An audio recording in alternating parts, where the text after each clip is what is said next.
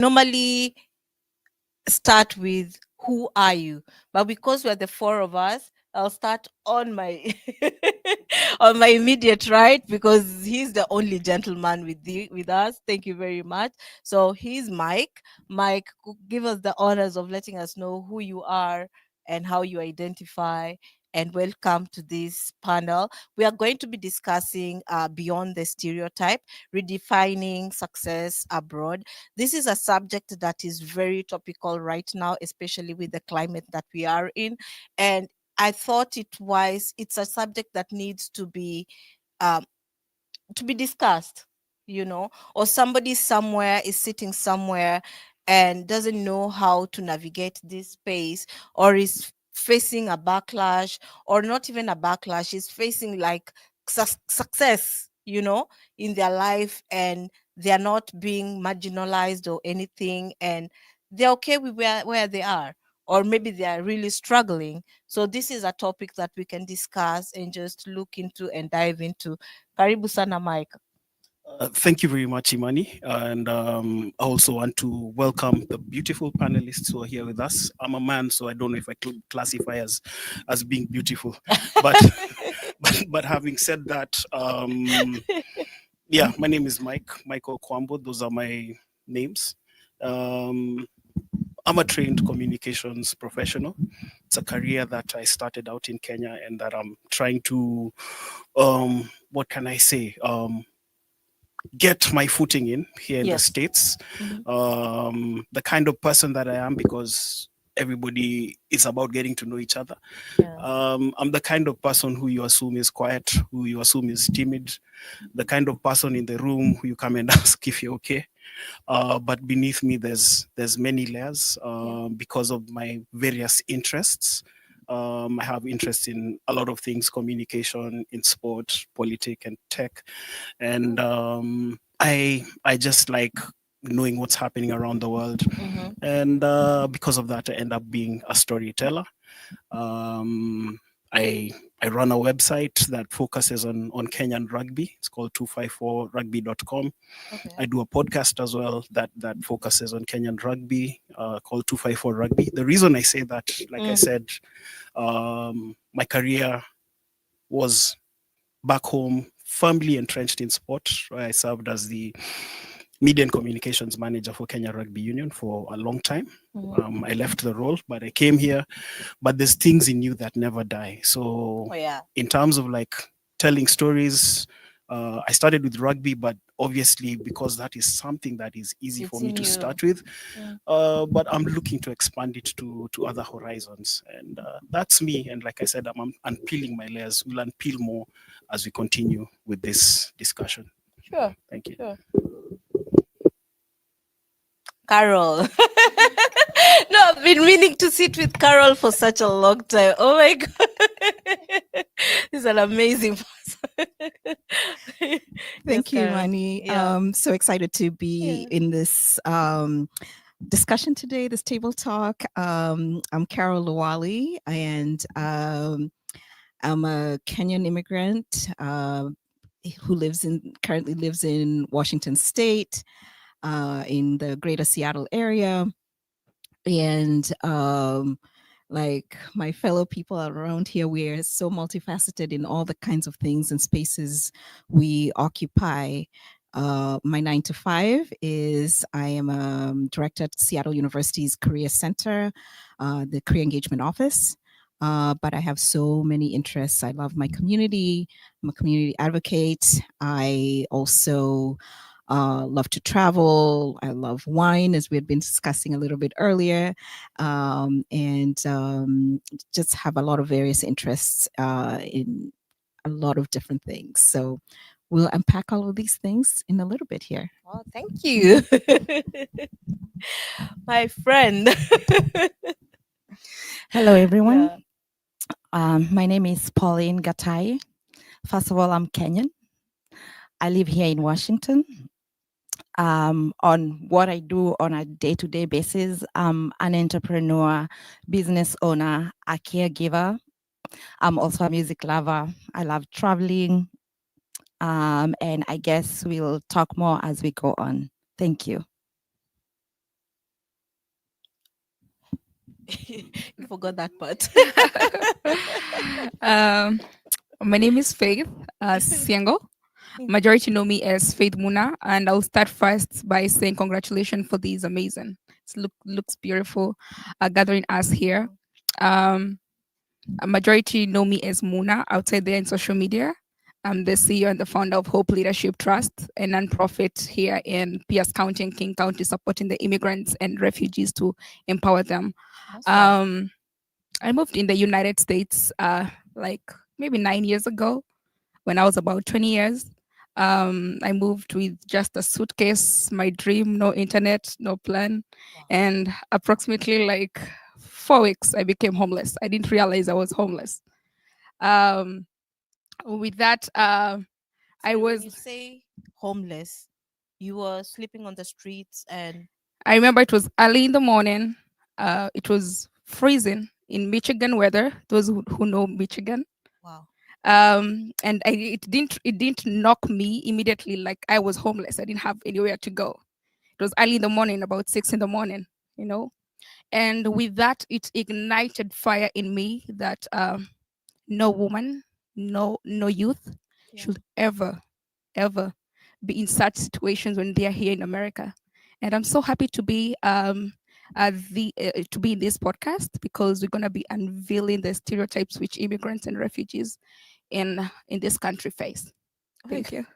I'm so sorry about what you went through. That's so You deep. don't I have now to be sorry. You don't understand. have to be sorry. No, If it's I didn't go through that, I wouldn't be yeah, the woman who I am today.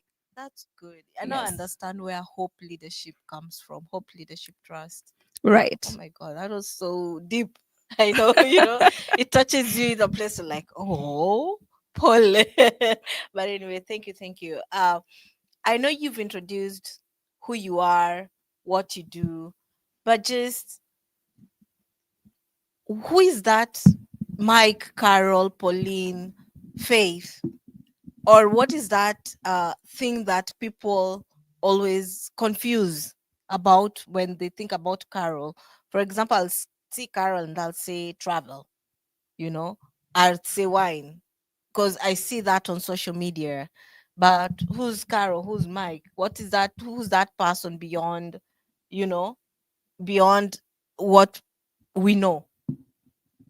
Or what do people always confuse about you? I'll start by saying I think yes, definitely most people just imagine I'm never home, right?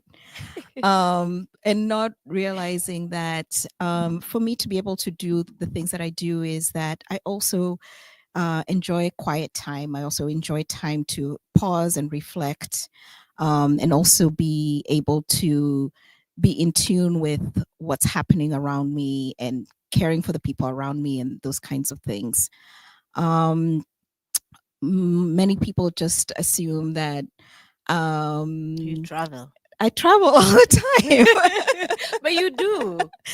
It might seem that way, but and for some people that does sound like it's all the time, but I do have periods of time where I'm staying put. um and another thing is I think often because I'm easygoing, I think most people just assume that they can walk all over me or just, you know, she'll understand and just kind of take it for granted. I'll be there or give them a pass even in their own In their ways. own. Yeah. Okay. So Okay. yeah, So Carol is grounded. I think I am, or at least I'm finding my way in terms of being your your grounded human your being. social media tagline reads a fun lover. So I'm trying to connect grounded and fun lover, and I'm like, okay, well, I guess you're a fun grounded lover. I know I do say I'm a chief fun officer. So. Exactly, chief fun officer. That's the right one. And who's Faith? What's that thing about you that people misconstrue about who you are? I know you said your Faith. People know you as Faith Muna, but your Faith Siango. I know. Oh, congratulations! She just recently got married. 2 months now, or 3. Right. Yeah. It's So 2 months and it's amazing. It's amazing. So is Siengo because of the marriage, or like you told us, your faith Muna or Siengo? I didn't get that. And what is it that people normally misconstrue about when they think about faith? Right. And I'll kind of take this to the direction of being an immigrant in this country. Yeah. When I moved here, meeting a lot of people from here, they think like we are retarded, like we are not smart, right? And Yes. it's often like when you walk into some meetings, some boardrooms, people tend to think like you don't know what you're doing. The black girl. Sometimes I go to some places, I find I'm the only black woman, You know what and the worst thing that they normally do? This is how they look at you. I'm right. like, Uh-huh. like literally, are you listening or are you just looking at me?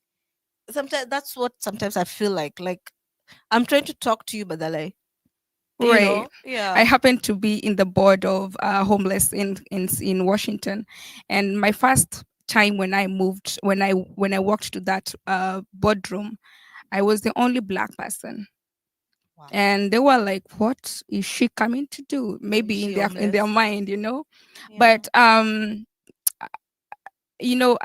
tried to prove myself, but not communicating, but proving that um, there's more to that person who you're just assuming. Yes. It doesn't have to be in with communication or with anything, but what you do, the actions you do, the bold steps which I do. Yeah. So beyond us, because if we don't know you, I mean, social media has put us in a place whereby we judge people by what we see them post, and so we didn't know that part of you. So that is so good that right now when I look at you, I can think about you differently. That's right. And That I yeah. feel like our society is kind of molded that we Mm-hmm. kind of assume, we like assuming instead of listening. Yeah. When we start assuming things, that when we put people into a stereotype way. Mm-hmm. But when we kind of give chance to people, listen to them, listening is so good. Yeah. Oh yeah, true, true.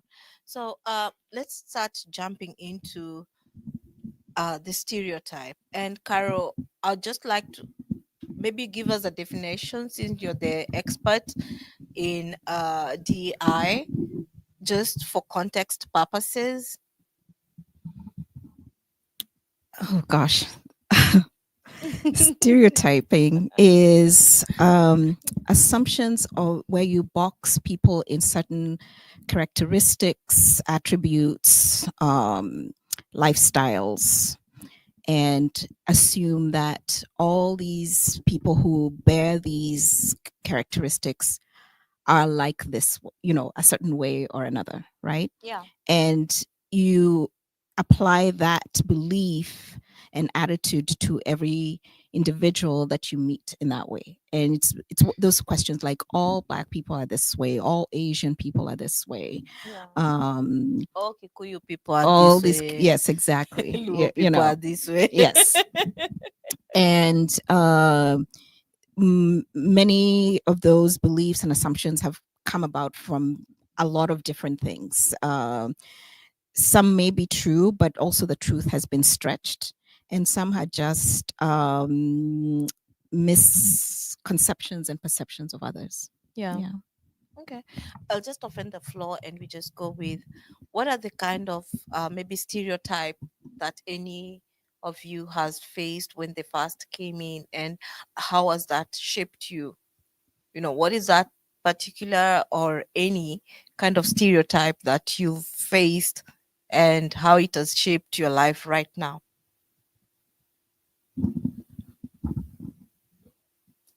Talking to me. Anyway, I'll start. I think No, I think you can just yeah, converse anyhow. I don't I need to yeah. So anyway, let me Yeah. jump in. Mhm. I think the perception that your experience or your qualifications have to be validated again. Yeah. Look, when you are coming here, you're obviously coming to thrive. You're not coming to survive.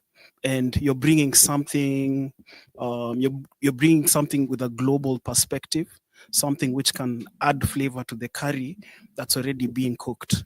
But half the time you're being told, okay, you came with this, so it's as if your experience is also subject to immigration procedures, Mm-hmm. and therefore should not be allowed to be applied in the work or business space that you're in.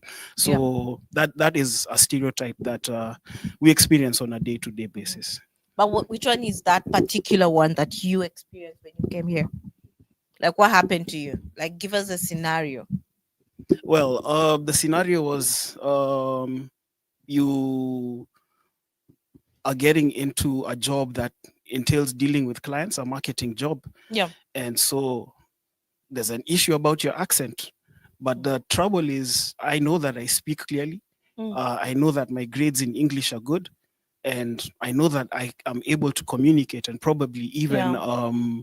get the client to close and have some business. Yes. So you look at it and um, you don't take it personally, but Mhm. you're like, you take note of what's happening, and Yes. it pushes you now to, in some instances, open up your own space and provide the same services that these individuals were trying to lock you out of. Mm-mm. Yeah. Oh, sorry about that. What about maybe Pauline? You faced any, or Faith? For me, I feel like it wasn't exactly a stereotype. Mm. It's just seeing in a workplace, you find between me, an immigrant or Yeah. a black person, and somebody else, you are treated by different standards. Yes. For instance, there was in healthcare, there's how we are supposed to treat our clients or residents or Yes. patients, Mm-hmm. depending on your setting. And I mean, their abuse is very there's a lot of things you can do that can be called abuse. Yes. So I literally saw a Mm. white nurse Mm. do abuse, Mm. like proper abuse, like they pinned a resident to the wall, but nothing happened to them. And I thought in my head, if that was done by an immigrant or somebody of my skin color, that would have been a whole different story. Mm-hmm. Yeah. You So being in healthcare, mhm. do you feel like you've been boxed into that career? No, I haven't been boxed because okay, let me put it in context. I've been here for only 4 years. And when I came, I got into healthcare.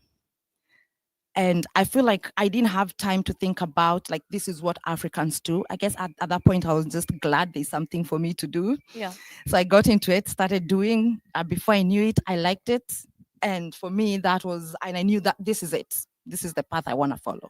So I don't feel boxed, but I'm always for, if you start doing it because that's what everybody is doing. Mm. It's okay, do it, but when you're ready to move, don't hesitate. Just move forward with whatever is your passion or is in your heart. But you've never done, I'm thinking, yeah, you didn't do healthcare back home. So you came in and you felt like, okay, fine, I have to survive and I have to earn and I have to work. And this is the first job that I can do that it's easier for me to do.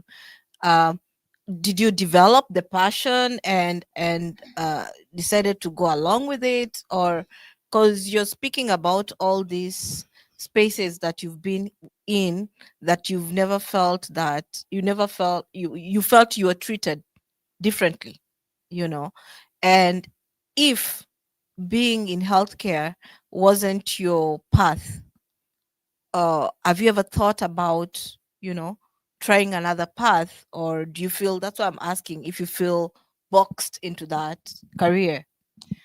So when I started, it was survival. It's what was available for me to do. But after I did it, I liked it. Okay. Not everybody likes it when they do it. Yeah. So, and I remember at some point, a lot of my friends were thinking of what next? How do you move away from healthcare? Mm. And for me, I told them, you know what? This is it for me. Like, I didn't have I'm home. second thoughts. I didn't see myself doing anything else. So I did it. I liked it. And that was it.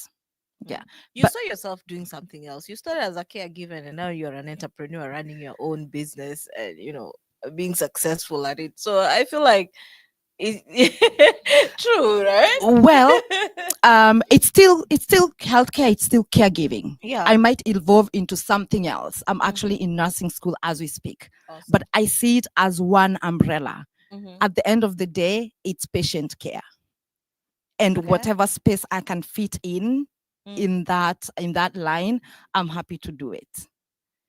Oh, okay.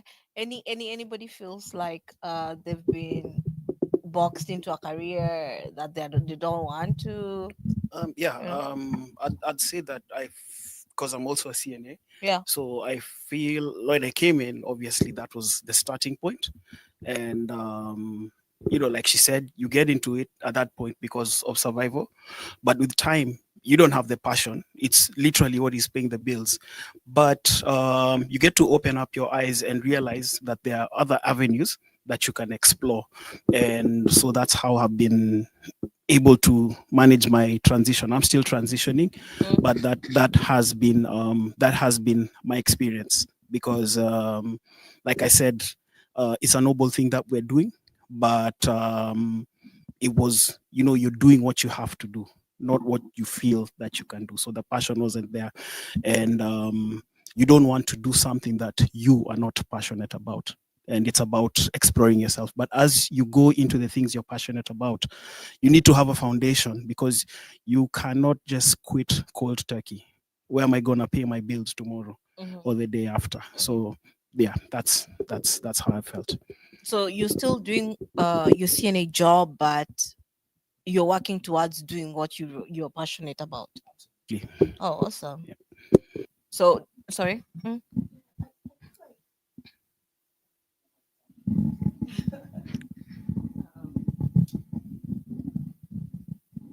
The wine and the stem issue.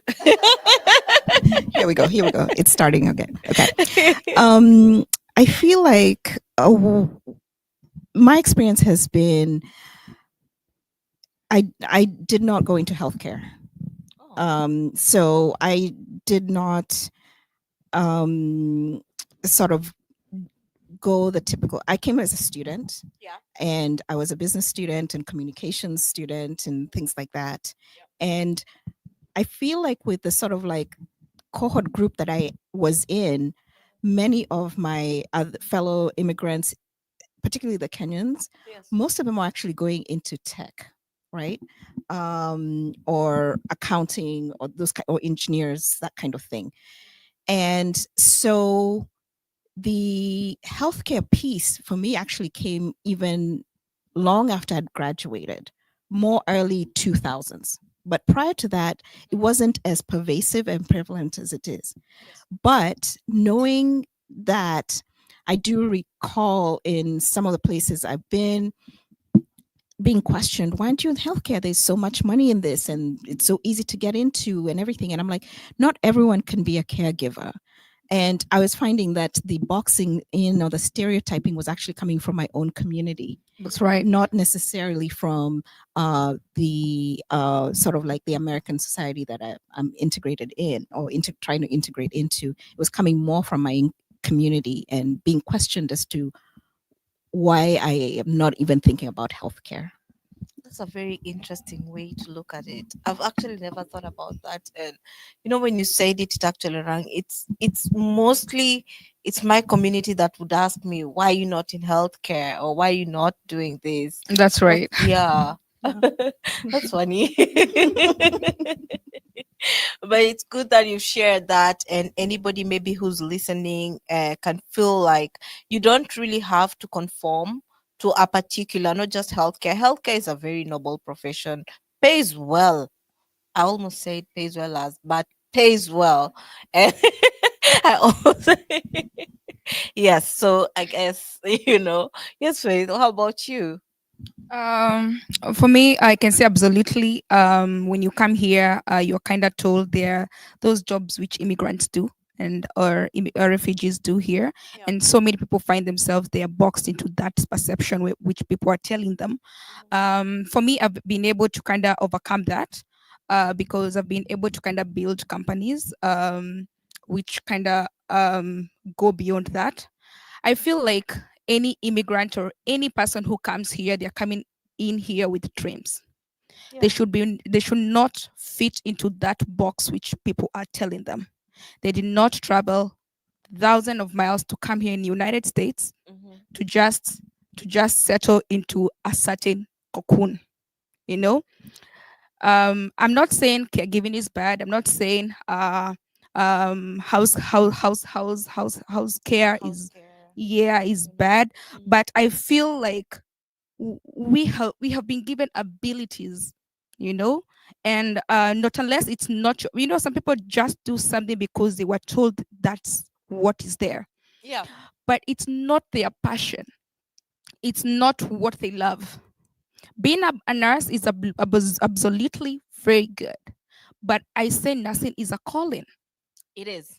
You don't Same want as to a be going to teacher. It's also work a and you calling. feel like, Yeah. oh, I'm so tired. You're Mhm. not treating those people right, you know. Mhm. Yeah. I feel like do something which you feel you're very comfortable to do, which you love to do.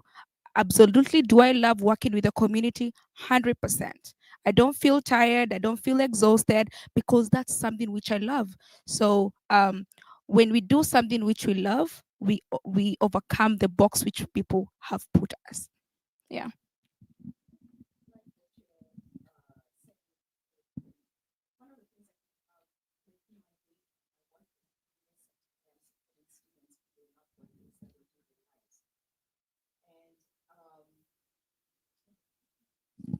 Okay, then what I see with is there's so many possibilities.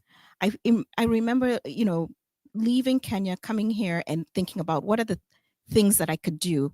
And at the time, I'd limited myself to 5 professions. It's going to be somewhat maybe accounting, engineering, law, you know, those kinds of, you know, Mhm. medicine, that kind of thing. Yeah.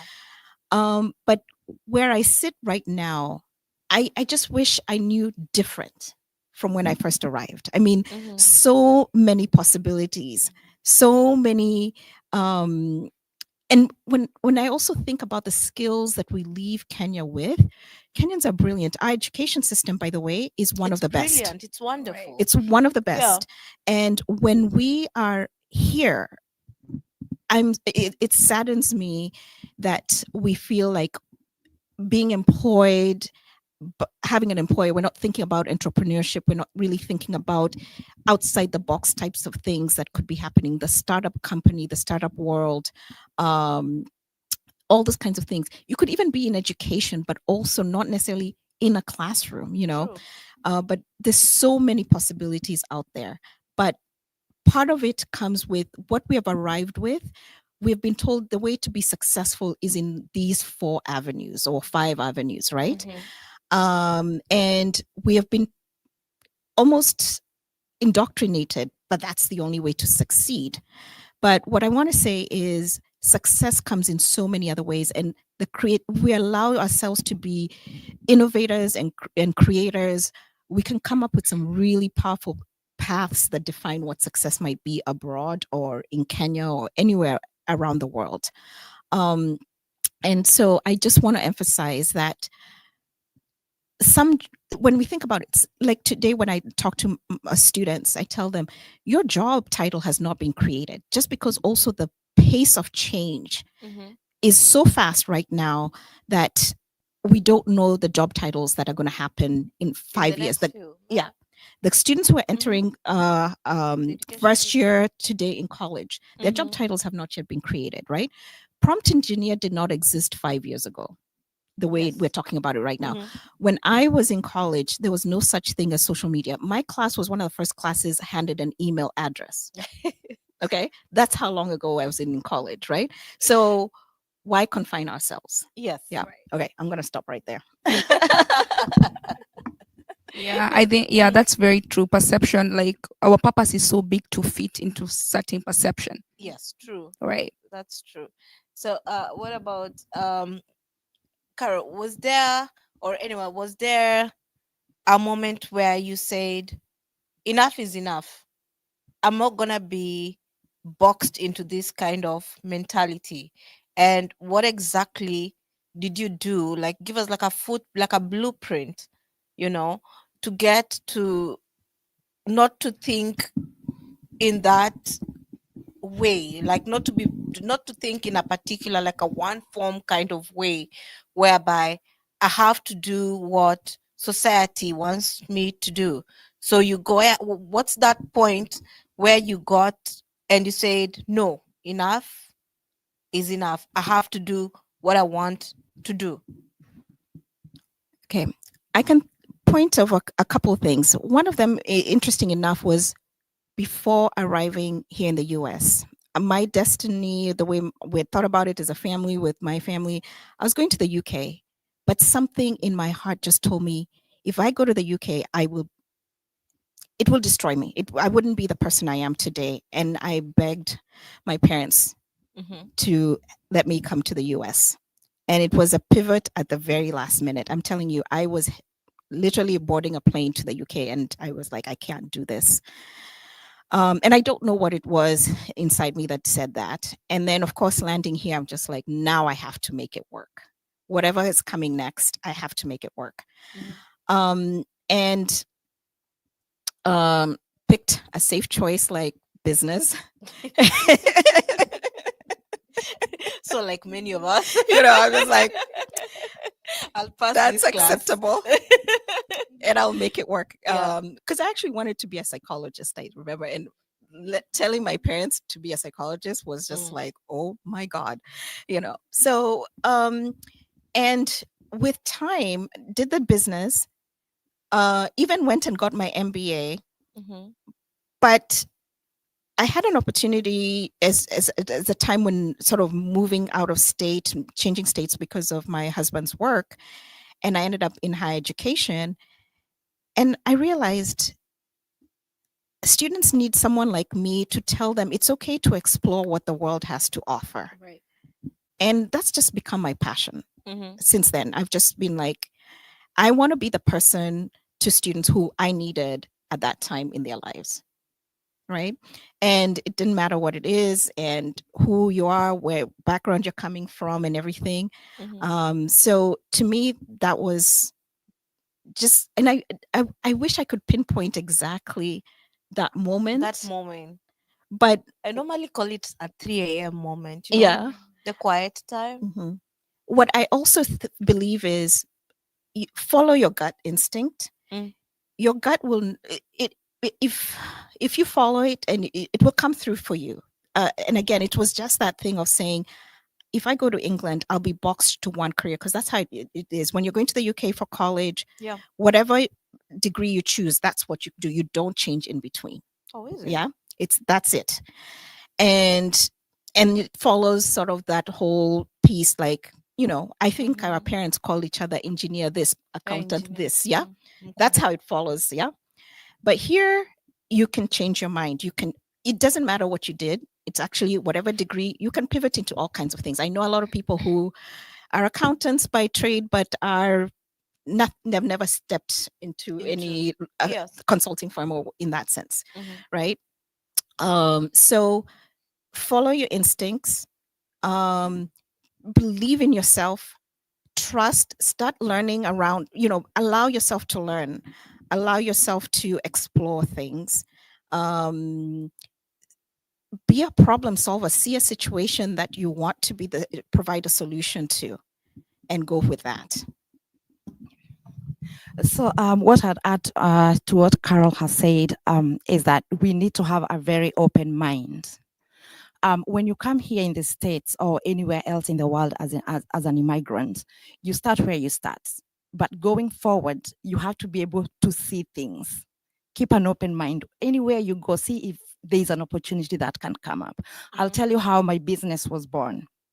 I was working in a facility as a caregiver, and one of the residents was being released to go home.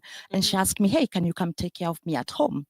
Oh, nice. And that just, It triggered sparked me. something I'm in like, you. wait, okay, so I can actually do this for people at home. Yes. And that's how I started my business. Well, I didn't even get that client. But that triggered something in my mind that made me want to do something extra, not just going to facilities and working, Yeah. but now doing the same thing, but now for myself. See, yeah. For me, I can say we need to understand that uh, we are not just meant to pick what is there. We need to learn how to be the table. But where are those avenues? Sometimes we might say, don't pick what is there, but what opportunities are there? Who are the mentors? Okay, I love what you're doing with Hope Leadership Trust, but how many people out there are doing exactly the same? Because uh, we come from the community culture. The way it's ingrained is, for example, go work tracking, these regular jobs or minimum wage jobs. So where are those opportunities that are there for immigrants to actually navigate other avenues?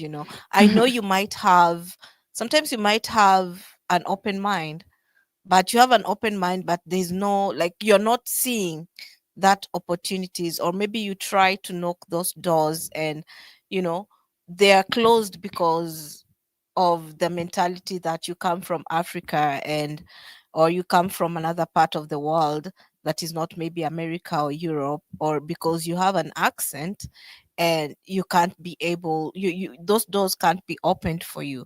So where are those avenue, being in that space, in career services, in community advocacy, and mentoring and stuff? Where are those uh avenues?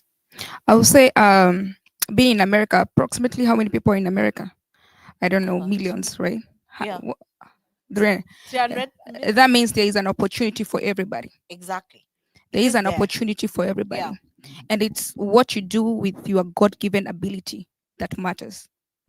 They say that you can be a sweeper, but how you do it is How you what will sweep. create doors for you. You can clean that place to Mhm. be like, when you get there, it's sparkling clean, that even the president, when he walks there, he's like, who Who did the cleaned this cleaning over place? here? Who's Yeah. that person? Mhm. So I believe there's opportunity for everybody. We did not just come here to pick anything, the leftovers. No. As I say, we did not travel thousands of miles to be here in America and just settle for any job. If you're a caregiver, do it with excellence. See it as a pathway for many doors for you and others to follow, right? Um, uh, yes. Yeah, I want to say, in this country, when you want to start something, you can start anything.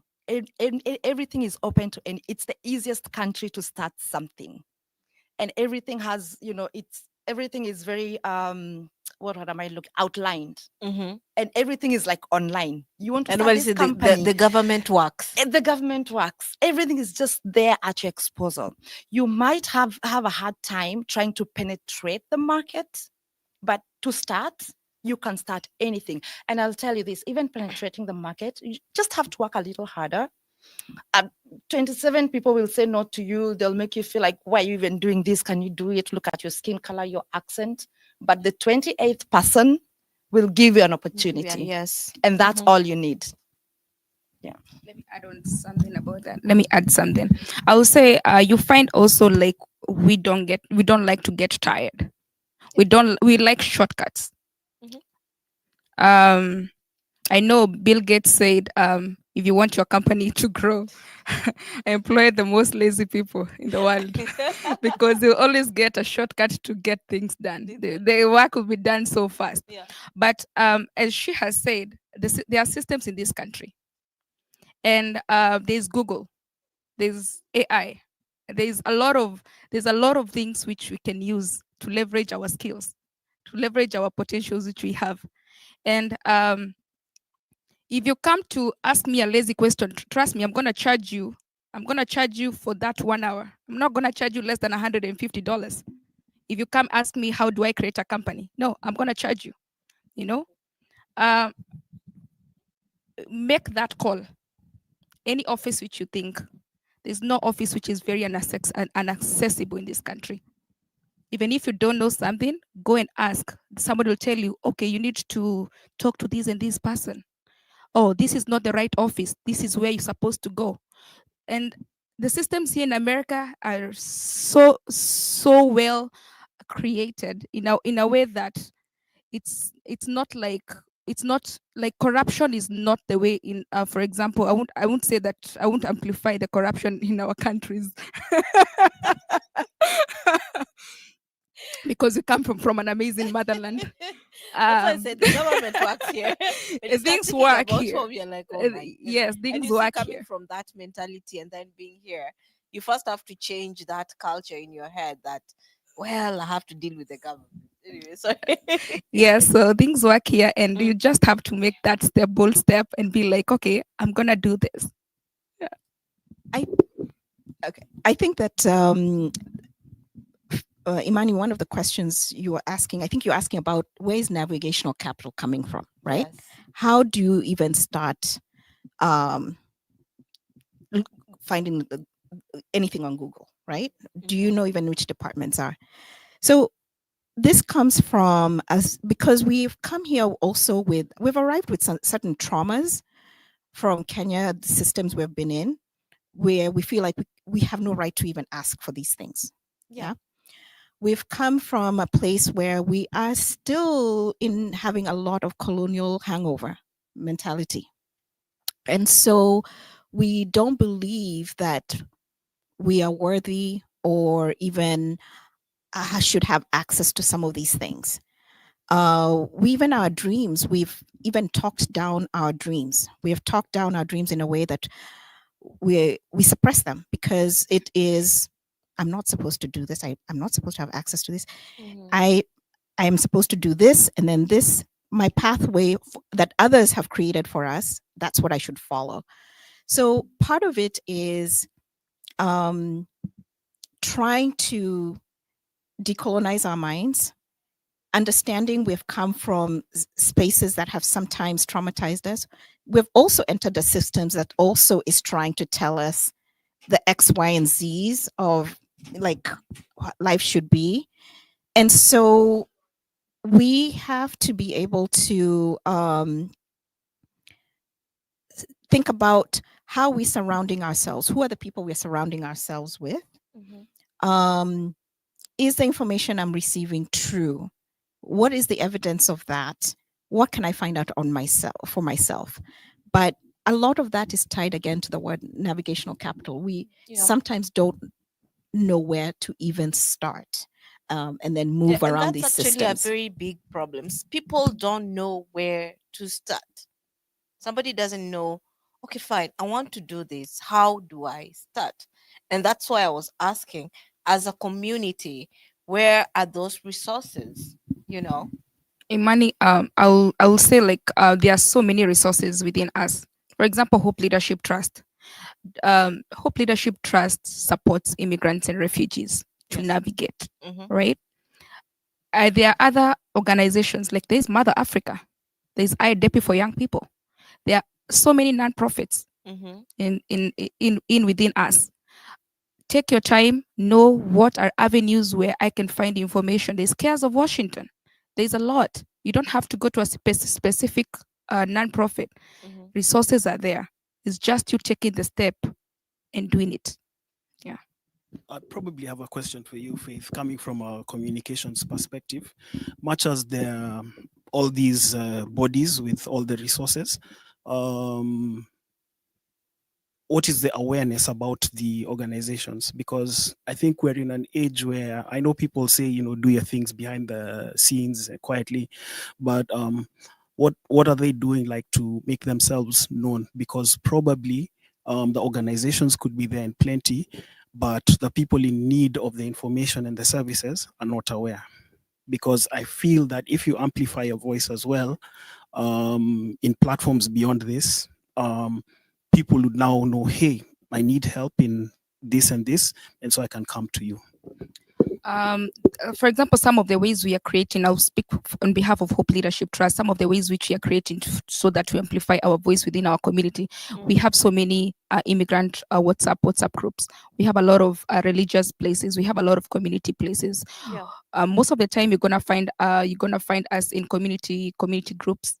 You're gonna find information when you go to gatherings. You're gonna find a desk for Hope Leadership Trust. So we are trying as much as possible to put a word out there, even if it's word of mouth, having people speak about Hope Leadership Trust. And Yeah. also we ourselves, we can be advocates. If you know something, somebody can benefit from, always tell them, okay, there's that organization which I know, Yeah. and this is their contact, this is somebody who I guess works with this. And I think that's how communication can flow to the community. Apart from that, have you ever thought about, or are you working with the government just also to try? Because I know their WhatsApp group, not everybody is in a WhatsApp group. Yeah, their community, events, not everybody attend those community events. And not because maybe they don't want to, but coming from a mentality like Mike has said, do your things, like behind the tent, for lack of a better word. So are there, like, those avenues for people? And when I talk about avenues, I'm talking about avenues where you have resources, where you can be able to help somebody maybe who's stuck in a stereotype kind of job, and they want to do a job that they're passionate about you know so when you're doing your advocacy, do you connect them maybe with companies, organizations, or government? Or when you're doing your advocacy about helping the community, how do you go about that? That's what I'm trying to. Yeah, I understand. First of all, I will say, first of all, partnering with and collaborating with other organizations or other media channels. Like Kenya American is one of our partners, and also being also in this podcast, because the people who are viewing, it's part of reaching information Community. out there. Yeah. So, and the other thing is, we have partnered and collaborated with a lot of non-profits. So if we don't have it at Hope Leadership Trust, probably we know Cares of Washington, this is what they are good at doing. So we do the case management, where we kind of refer them to resources which we don't have or we don't provide. So your resources, are they just living resources, or are they career resources? Are they school resources? So for us as Hope Leadership Trust, we support people to heal, first of all, and Okay. mentor them, and also leadership programs. Maybe you might be knowing a nonprofit, for example, Cares of Washington. Cares of Washington, they do support immigrants and refugees who come here with career education. Supporting them to navigate different careers. Also, they do offer scholarships. You know, uh, those are avenues which we can just connect them through the links which we have. Okay. Yeah. And also Nani, Pierce County does a very good job where they do education. yeah. One of the things that's sort of surfacing to me right now is when I think of our specifically Kenyan community, there's some things that as individuals, as a community, we could maybe even do a little bit better. One is, in what ways do we behave that's encouraging like help seeking behaviors? Yeah. So that someone can feel safe, have some degree of vulnerability to ask for help, right? Mm-hmm. What I find often is that most people want to show up like everything's fine, right? Yes. And it's not fine. Yeah. Or want to show whatever picture of success it is in their mind. Mhm. And we could definitely do a lot more to encourage self seeking behavior. Talking about, life is not easy, but we can help each other, those kinds of things. Mhm. We also need to encourage again that vulnerability and saying, I need help.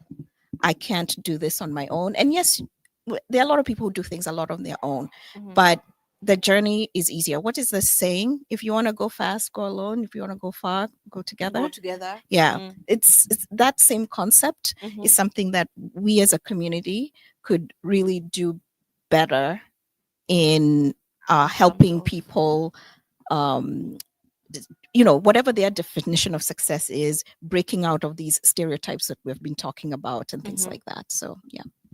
Okay. So for somebody who's listening, like I said, and they're stuck, what is that one message? Maybe we can just go around. What is that one message you will give to them for them to be able to unlock their mind and open it? Oh, yeah. The wine and the stem. I keep forgetting. And what's that message like you'd give that person to be able to unlock them and go after what they want, like a small louder within moment with them. Think I'll go with this one first, and I'll say that for that person who's feeling stuck, show up with your full identity.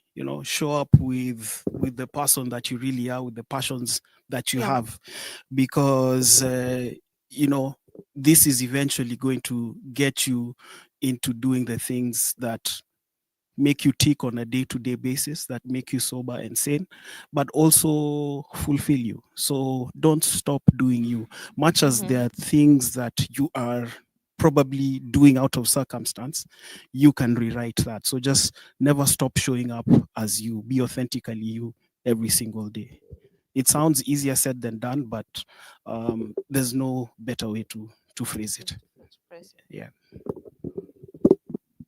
I can say I can amplify more of what he has said. Be authentically you. People buy authenticity. People don't want somebody who is not authentic. If you're not authentic, it's so hard also for someone to figure out what is going on with you. Yeah. I know there's always that one person who is ready to listen to you. Mhm. So be yourself. A lot of people hide on social medias, on Instagram, and Yeah. that's not the real them. That's not them. They are hiding behind a lot of wounds, which they really need to heal. So be yourself, be vulnerable, and accept this is where I am, and seek for that help because it's there. If somebody came to me and they told me they feel stuck, the first thing I'll tell them is take a vacation alone, by yourself. That way, you get time to sit with yourself, know what's truly important to you, know what your dreams are. Most of the time you sit with friends, to unwind and, to like help you get through the day. And as you're discussing, remember, it's a group discussion. So the ideas are shared. It gets to a place in that discussion, you don't even know which are your ideas and which are not. When you do things with your friends all the time, you don't know whose ideas you're following, but you're just following. It's probably one person's idea, the rest are just hyping it up. You're just being hyped up. But when you're alone, you only do what is important to you. You think about what you would want to do, not listening to another person thinking, oh, good idea. No, you're just doing what you would do. So I'd say take a vacational, and you don't have to go anywhere. Maybe you don't have money. You can just take it in your house. Just spend the 2 days of your off day in your house, put off your phone and just sit in your thoughts. That way you get to reconnect with yourself. You get to rewrite your story and control the script as you would want without the outside pressure and influence. Mhm. What about you, Carol? Do it afraid. Do it afraid. I feel that often we're waiting for safety and everything to be perfect, and or even ask questioning, what if it doesn't work out? But what if it does? So those are what I'd say. Do it afraid. Okay. I love what everybody said. I just want to reiterate on what Pauline said, because once I took a hike. It was actually a 10-mile hike, and you had to pass a river. I don't know, there were like three rivers, and then there were small hills. And we started as a group of, I think we were 15.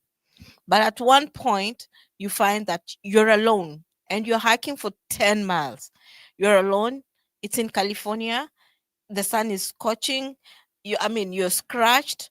You get to a point, you're like literally everybody is trying to survive, everybody is taking care of stuff. And to that point, I remember I felt, now I'm with my own thoughts. There's no music, there's no network, the phone is not working unless maybe you just want to take photos.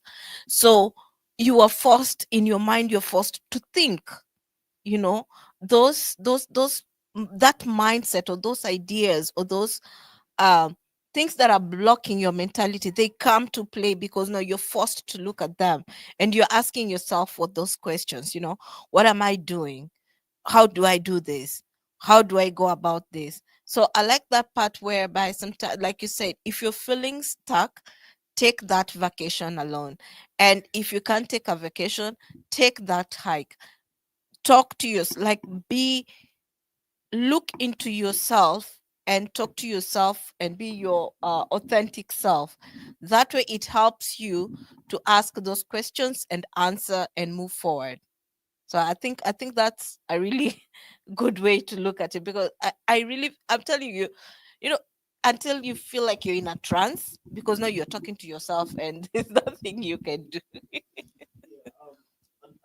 I'd like to add on that with another example. Yeah. In 2018, I did a full marathon, 26.2 miles.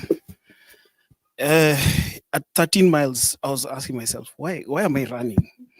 You know, literally, Why because did I I was I start? was running, and literally the whole thing is that you have to Mm, keep moving.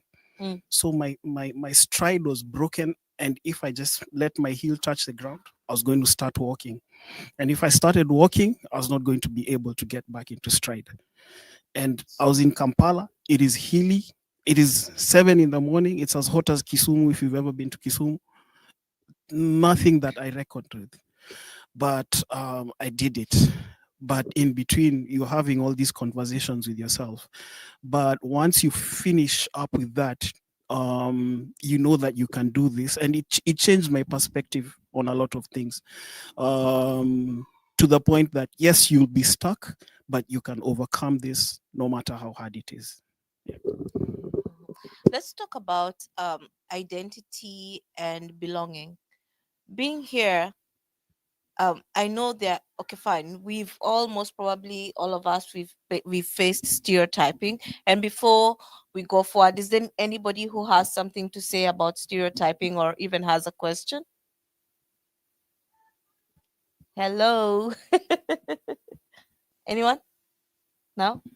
All right, let's go forward and talk about identity and belonging. Um,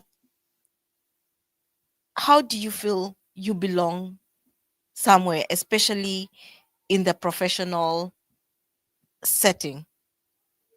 How do you identify, and how do you feel like, now I belong? Fine, you're facing stereotype, which is maybe in your normal day to day, until now you don't even care about it anymore. And I know they try to sensitize us about DI, and there are all these work trainings and workshop that we do. But at the end of the day, I feel like it doesn't end from just training, because when you're there and you're trying to fit in into this place, sometimes feeling like you belong is really hard. So what you read in the training, it's not even being exercised at work. So how do you identify and feel like you belong where, in your workplace?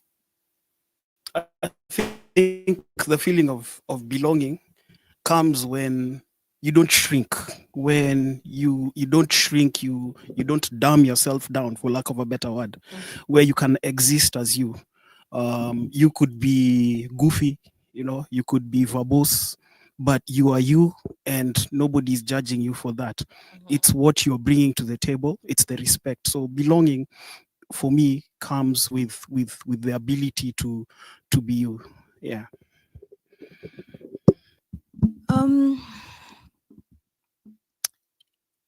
for me, it has been, I feel like in my industry in higher education,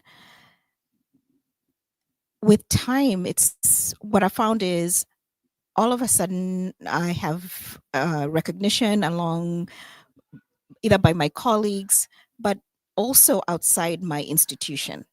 Um, last year I received like an award for, I don't remember exactly what it was, but it was just something about the work that I do in the industry from in our regional space. Yeah. When I receive um, sort of messages, we have an upcoming conference, and everyone's like, "We don't see you on the conference list. What's happening?" My absence is already being noticed. So those are some of the things in terms of my work, my 9 to 5 um, areas, or when someone calls me up and is trying to problem solve, and they recognize what I have to bring. But ultimately, in many spaces, whether it's at work or it's with the community I belong to, and everything, is having that seat at the table, having conversations that where your worth and value are seen and wanted, and being able to participate, along with you being able to show up as who you truly are, right? I love that thing of not shrinking, being able to just show up and say, this is who I am. Yes. So I think that's the door. Just open it and close it. Thank you. Yeah, Mm, yeah, that's again just emphasizing that authenticity, as well mm. as being able to show up in all these spaces as who you are, is important, and to me shows me a sense of belonging. Oh, awesome. How do you normally feel like you belong? Especially in my field, which is, I would say, marketing for home care companies. Mhm. It's a very wide space. And what I see with a lot of immigrants who are doing home care businesses, they will come into the spaces, they'll come for one meeting, some will come for two, and then they'll disappear. And it's just that thing of feeling out of place. Yeah. So, how do you feel belonging? I would say, first of all, you have to be confident. And that's just basically, I think somebody else has said, being comfortable with yourself. You have to be no matter what. Even when somebody has, is looking at you like, what are you doing here? What can you bring? Still keep your confidence, because you know what you can do. Mhm. Number two is you have to be excellent at what you do. Yes. Because it's one thing going into that space, Mhm. somebody will ask you a question, what do you have to say? So you have to be excellent at what you do. So show up with confidence, and then make sure that you are good at what you do, so that when somebody talks to you, they know you know what you're doing and they can't ignore you. That's all I would say. Just show up in confidence and be good at what you're doing. Great. For me, I will say my part of being belonging is being myself, being authentically me. I have realized that's my superpower. Mm. Um, and sometimes you might feel unseen, and that people are not valuing you what you have, not because you're not visible, you're very much visible, Yeah. but because people have decided to just look on the stereotype. Oh, that is just Faith, the normal Kenyan, Mhm. right? um so I would say, like, have I ever felt so? Yes. If I check back in 3 years, 5 years, I met myself just like maybe a few years ago. Oh, nice. Um, Currently, or those who interact with me currently will say this is not the person I knew. And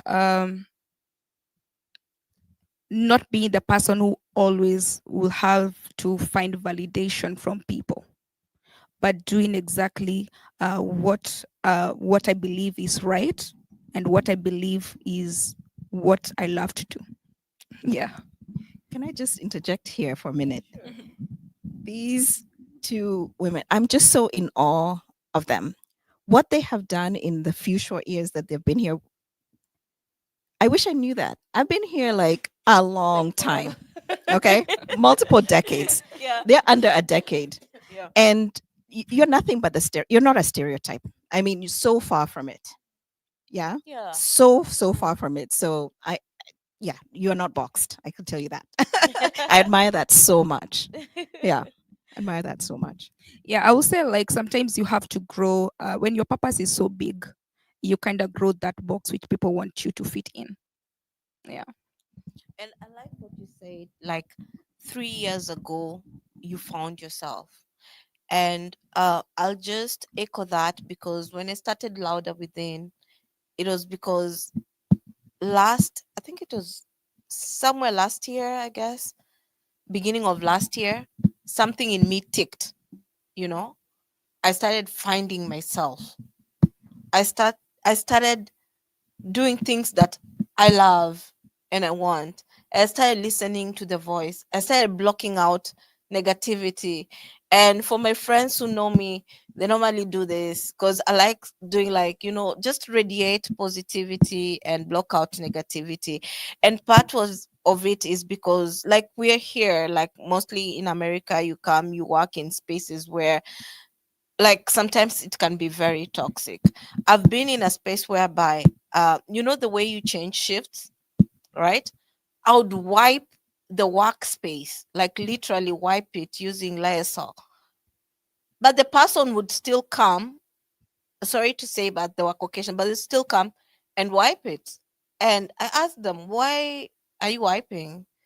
And why I asked was, they did this repeatedly, but they were just doing it with me because I was the only black, you know. I sit with so many white people, but they're doing it with me. I've not seen them doing it with another person. So I kept on asking. And you see, being in such a space, it can be very toxic, because it just doesn't end there. It's a lot of things. Like, I've worked somewhere with somebody who, when they come to get the report, they will not get it from me. They'd rather get it from the charge, or they get it from a boss or something like that. And I'm like, I mean, do you feel like I won't give you like the right report or something like that? So such spaces for me made me really, at one point, really sad. And what clicked for me last year, beginning of last year, I think, or last year but one, was that voice inside of me was like, where is Faith? Where is Tindy? I grew up, I'm a very bubbly person. I'm a very happy person. But that person somewhere got lost. But she came like, I don't know. I don't even, I can't remember if it was out after the hike or something. But that spark just came in, and I felt like, no, what am I doing? Why am I not following my passion? And I really like what you're talking about, like, be your authentic self. Do not care about what anybody else thinks or say, as long as you're doing the correct thing, asking the right questions, looking for the right resources, knocking those doors. Go and do it. And then what other thing is, sometimes we have this mentality where somebody feels like, if I do this thing, what is that person going to say? What are these people going to think about me? If I go online every day, what are these people going to think about? What are they saying? Sometimes you're even afraid to post something because you're scared of what people are going to say. But apparently, they don't even care about you. So, like, those limiting behaviors, those limiting cultures, like, try and just be you. I think one of the things that's coming to mind is um I it's literally exactly 10 years ago this week. Um I'd come back from one of my many trips, Yeah. but in that particular trip we had an excursion, and it's in Jamaica. It's called Rick's Cafe, and there's a 40-foot cliff that you can jump off just for fun. And I remember trying the first day we got there, and I was like, yeah, but I was looking down, but I was so afraid because everything that came in mind was all the things that could go wrong, right? Yeah. And there was there's even a sign there. The bodyguards are only here just to call the ambulance. They have the lifeguards. They're just here to call the, you know. And this guy at the top said to me, "I see you're hesitating. You will injure yourself if you jump." And I decided, okay, I'll be safe. I'll play it safe. So I left. And that night I was so mad. I was so angry with myself. And I was just like, I wish I had done it. I just kept saying, I wish I'd done it. Now, why were you afraid? Right. And there were tons of people doing it. Now, come the next day, we were doing another excursion and we find ourselves that we're actually going to end up at this same place. And I said, today, I'm doing it. I'm doing it. And I went and I did. I did not even hesitate and everything. And I'm so happy that I did. Now, why am I sharing this story? I come back and I find that I'm very, very sick. I ended up like in the intensive care unit, all these kinds of things. And when I was laying in the hospital, I thought to myself, my God, what have I done with my life? I literally had this moment where like, what have I done with my life? And from then on, that's why now I started with that thing of do it afraid. Just do it afraid. And I just said, I want to experience life. I really want to experience life. Life cannot just be get up, go to work, come back home. This has to be more to it than that. And just talking through myself that way and now really seeking out these things where I feel alive. So at the end of my life, I'll be like, yeah, I got to do that. Yeah. That's a wonderful story. I would say like a lot of us or a lot of people are still in prison of their old self. And this also comes with stereotyping. If you see so and so, you are like, oh, is this the person who I knew like 4 years ago who used to do this and this and this? Yeah. I don't think she has anything important to bring on the table. Immediately right there, you have stereotyped that person. True. Because they are not the people who you met last time. True. You know? Oh, that's a good way. And I feel like we should never shy about the previous people who we were. We should always know and carry it with pride, because if we did not do that, we couldn't be the people who we are today.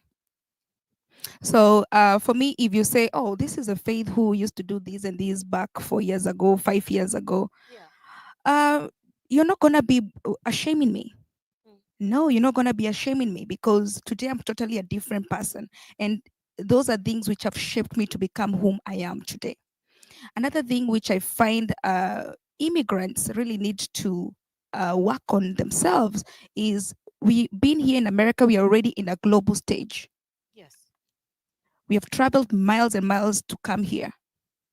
We shouldn't be tied to our cultural identities, old-fashioned cultural identities, which make us not to improve ourselves. And that comes to tribalism. That comes on how we call each other. Yeah. I refuse to be called I'm from this tribe. I refuse to be told like, okay, I refuse to associate myself with the old-fashioned cultural ways. Yeah. Because I believe I'm on a global stage. Yes.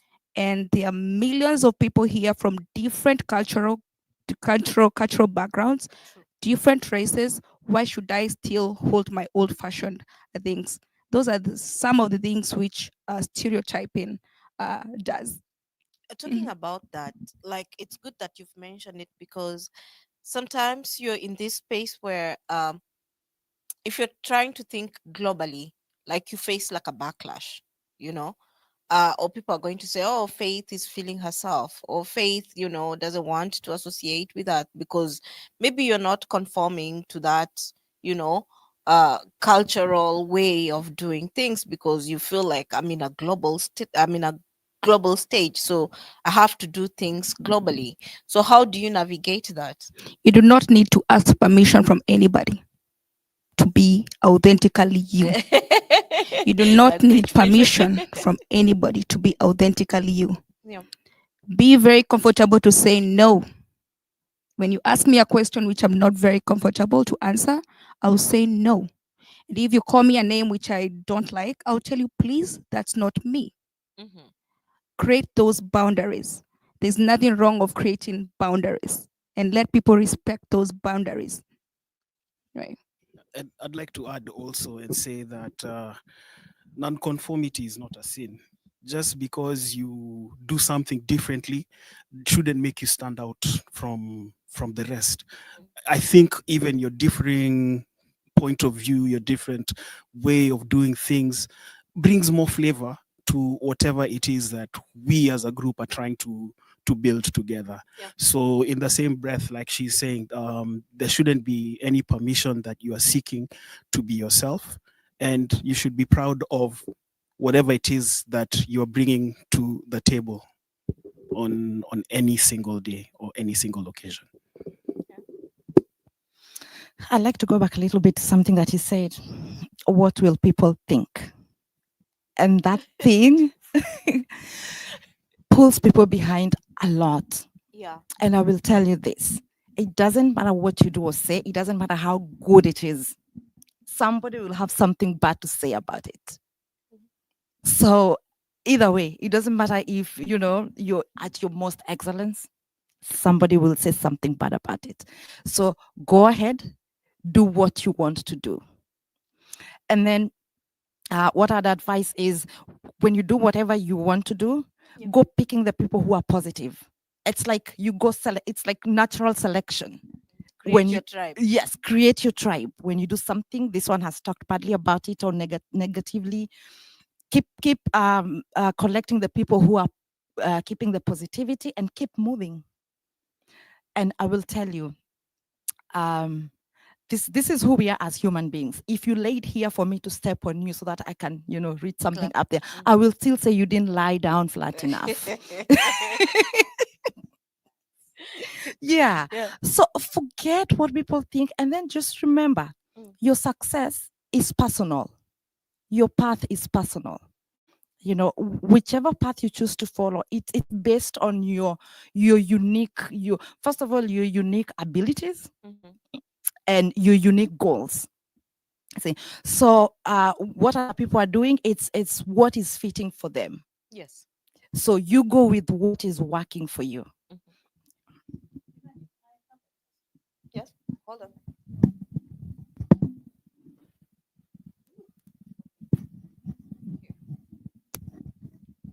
Well, I've been listening in on the stereotype and sense of belonging. Um, in a previous podcast that I was in, the main other challenge that came about, especially for immigrants, was the limited access, which Tindy spoke about earlier, of resources and where to go. Aside from Google, the community does not have a standalone place or center where somebody can go grab that information and share. Apart from the advancement in technology where you can get everything online and all that, some people really think that there's need to have a physical sort of a structure for that. But my main question is, do you think that most people are still boxed in because of a lack of a safety net or a safe space where they can go in and call or speak up and share and ask for help? Because majority are boxed in because of fear.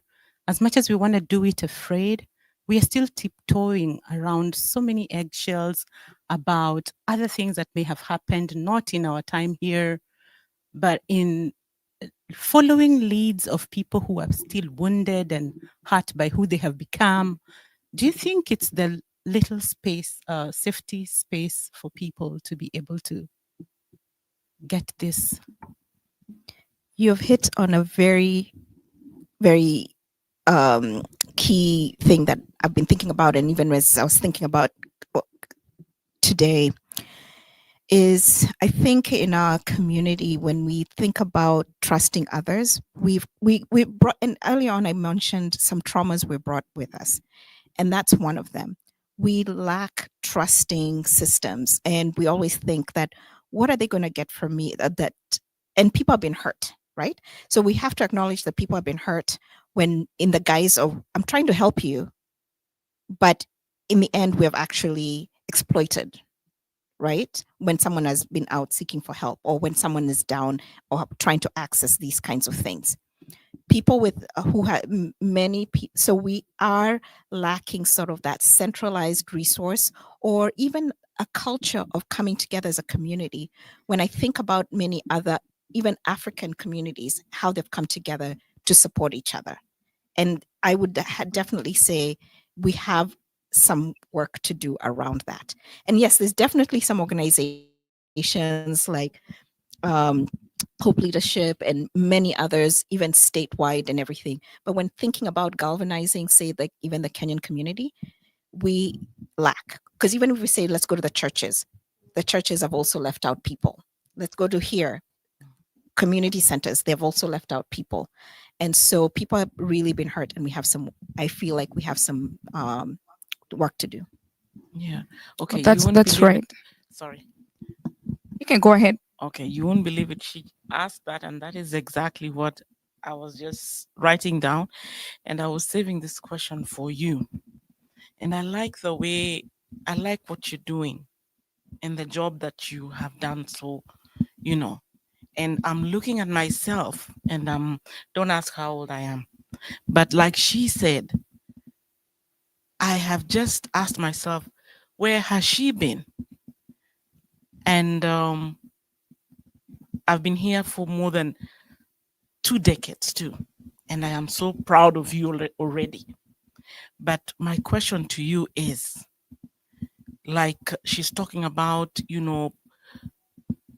being those who feel they want to come out and get this information, and they are afraid, and because when they come here, there is the channel that they think that they should use to get certain, like let's just say our children who are here, and they see how we handle things. A platform like, for example, I'll say, like, just look at Google, even if you're afraid, it's one of those things that you can anywhere, even when you're in an interview, you look for a spot where you can get, you Google real quick. And like, I was in another panel, and you notice that the answers that people are giving, if you went home, they were all Googled answers. So that is what I'm saying, a kind of space that they don't have to feel, they feel that they can go and look it up and know where to go without going into a WhatsApp group or community setup, you know that's kind of idea. And Right. then you can, there is where now the point comes where someone talked of if you have partnered with the government or something like that. And I don't think the bodies that you're working with, they were cares of, you talked about, right? We have also partnered with Partnered Washington with them. State Department of Commerce. Are there ways in which you're looking at it in a greater, a larger kind of, that our kids or those who don't need to know who to ask, and they can just go and they just look it up and get it and just walk there? I think. I don't know if I'm getting it wrong, but correct me if I'm wrong, but are you asking if Hope Leadership Trust have partnered with or are offering the kind of resources like, for example, I want to go into tech, right? And I'll go to Hope Leadership and I'm like, you know what? I'm struggling in this space, right? Do you have any resources that you can direct me that I can I can approach and they help me? Or And it doesn't just have to be, tech. There was the homelessness, the struggles that immigrants are facing Right. in all areas. I was saving another question for Carol, because you talked of where you are. We have our children and the younger immigrants who, when they come here, the first thing that they will tell you is healthcare. I have a daughter who is still struggling, and my friends, my relatives, they meet her. She's in that age of, after high school. You call them for the graduation and they come. And the first thing they ask her is if she was going to be a nurse.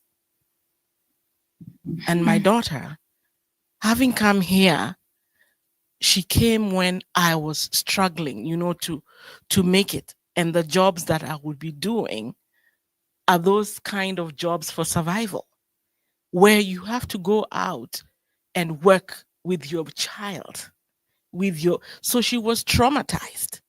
Then here you are, because you have to sleep with your daughter there as you're doing the job. So she watched you do this. This is in her mind.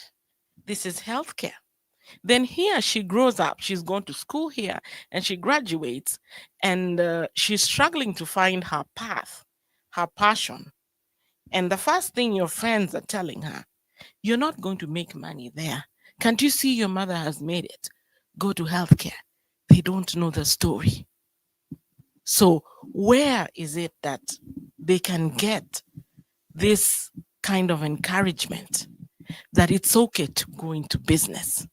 There's people in business who have made it, who their parents are immigrants, who they don't have to.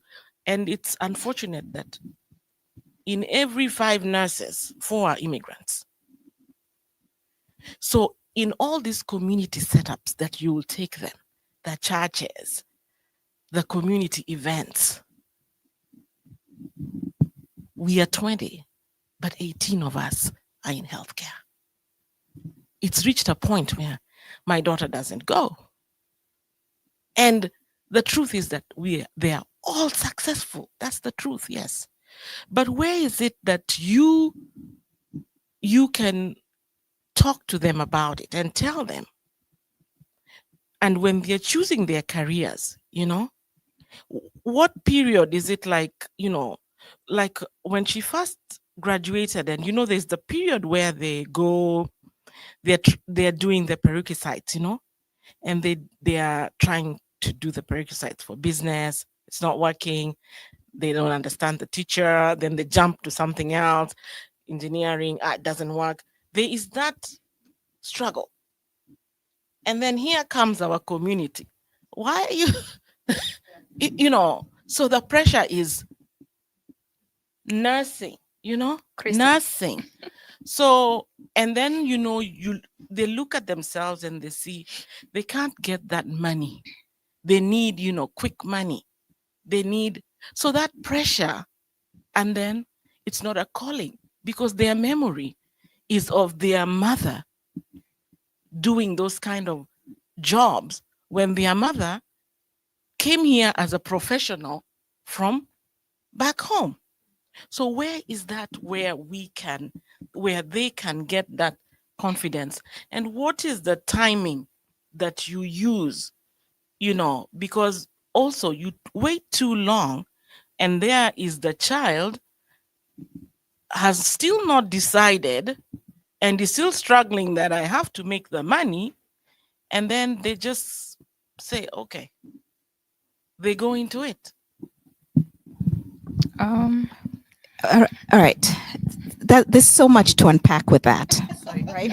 Yeah. So much to unpack with that. But what I would commend you is that you've noticed.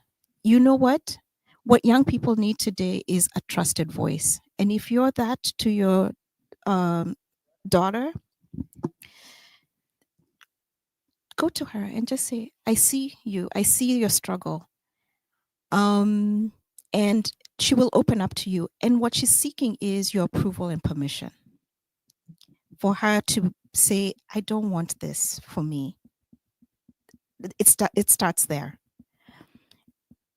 And on the other side, again, our community has some work to do. I tell many of my friends, people getting to know me, I'm open to talking to whoever you send my way, because I see this struggle. I feel I've had this struggle myself. So I'll offer that to you. The other thing I can say, for sure, our community needs healing. And one of the things we are doing at Hope Leadership Trust, because we really understand this, is we have created a safe environment for healing. We have been conducting healing classes from February this year, where it's a safe space for women to unpack themselves and heal. Once we heal, there's nothing we can't be able to create or overcome. The other thing is we're still also on the building stage as a nonprofit organization. And one of our goals is to have an African Center of Excellence here in Washington State. And it's coming. And when that time comes, when we call you, who is watching us, when we call you, come. Because this is a place where we unpack the real thing. You know, um, I can say like Kenyans. I'm from Kenya. But now I can think I can call myself an East African because of my family, which has extended its borders. We need our own center. If you look at the Asians, they have their own center. And Hope Leadership Trust looks forward to build a center of excellence for Africans here in Washington. And in a couple of weeks on 29th, we're going to be hosting a gala for the youth. This is a place where the youth between 13 years old to 24 years old, they are able to come and network. And next year summer, we're going to be having programs for them, leadership programs. We're going to be having different programs packaged for them. This does not mean that those who are just meeting there or those who are just mentoring them are just from one career center or something. No, it's a place where they are able to grow themselves. So we are still creating spaces, and we need to join our hands and realize, yes, there is a gap in our community, and the only way we can do is to create those avenues and to work on them. I did want to also just add one more thing. The fact that we're in America, it's okay. Don't be afraid about time running out. People start over at many stages in life, right? So when again, also there's a question about what does success look like? Success at 20 and 30 and 40 and 50 looks so different. So I love that we can actually take risks and start over again. So it's not too late. That's the other message that we need to be talking about, and about when we think about success and bucking stereotypes and things like that. So I just want to add on what she has said about you and your daughter. As you talk to her, start highlighting things that she's really good at. I'm sure there are many. Like, you do this really well. You're so good at this. This comes naturally to you. Because at the end of the day, with choosing her career or what she wants to do in the future, it's what she's comfortable doing, what she does really well, and what comes naturally to her.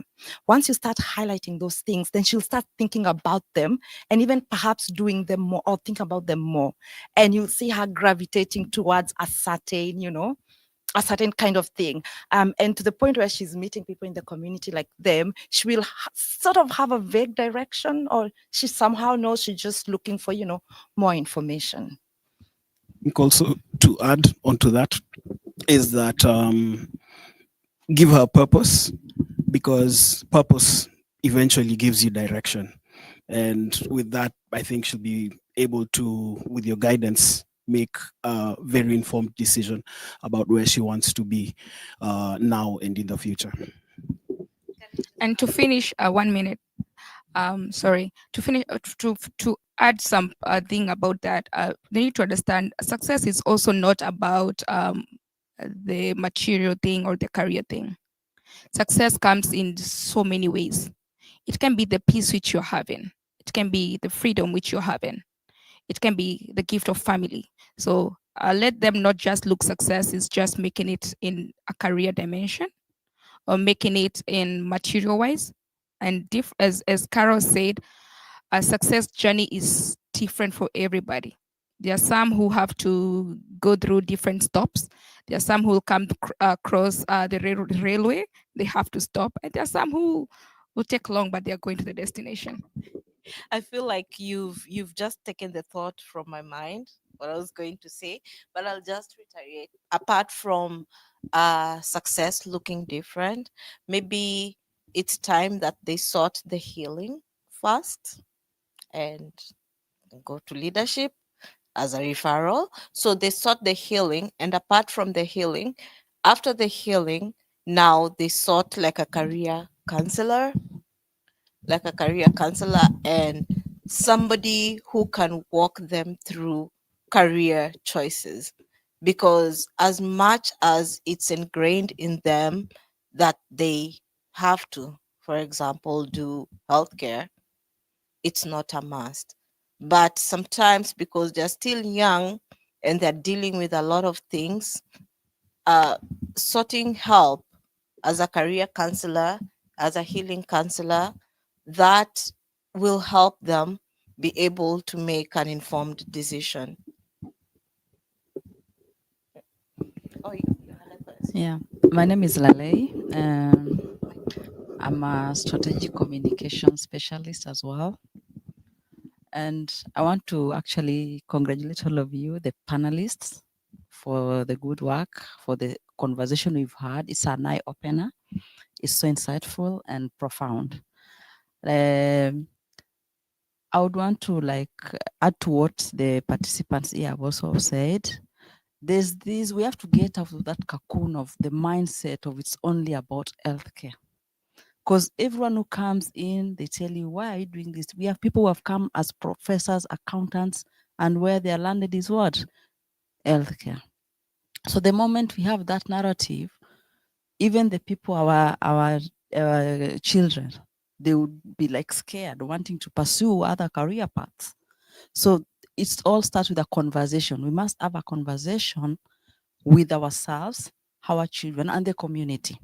And we have to tell the community to stop this thing of telling people it's all about healthcare. There's a lot out here I've learned. There are many careers out here that we can navigate. Personally, I'm in healthcare. That's not my career. I'm a communicator, I've been a journalist, I've been a communications director back home. But when I came here as a survival job, I started that. But you know what? It has gotten to a point I feel like that is not me. That's not my passion. And I've been looking around to apply for opportunities in the communication field, of which I'm proud to say that yes, I've done interviews. And there's this thing of stereotyping. In the panelists, you are only the black, the rest are white.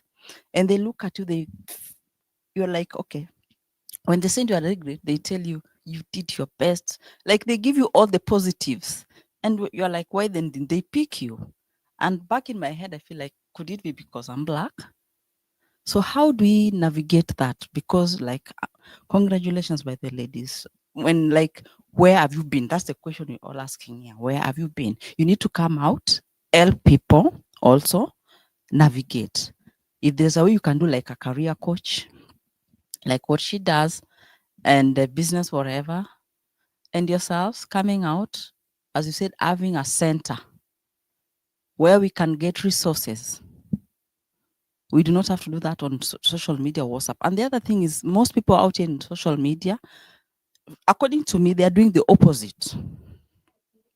I stand guided. It's all about entertainment. We need to get out of that. We need to come out and give honest, truthful information on how we as immigrants should navigate abroad. It's not all about healthcare. It's really disheartening me a lot all the time when you go out there and people tell you, why do you want to pursue your communication career? Why? Get out of that. It's all about healthcare is where there is money. Who says in communication, in accounting, or in other business, there's no money there? I'll keep on saying congratulations. And Imani, thank you for this session you had today. It's quite profound. And by the time I get out of here, while we do the networking out here, we'll need to have a conversation within ourselves so that we can reach out to our communities. Yeah.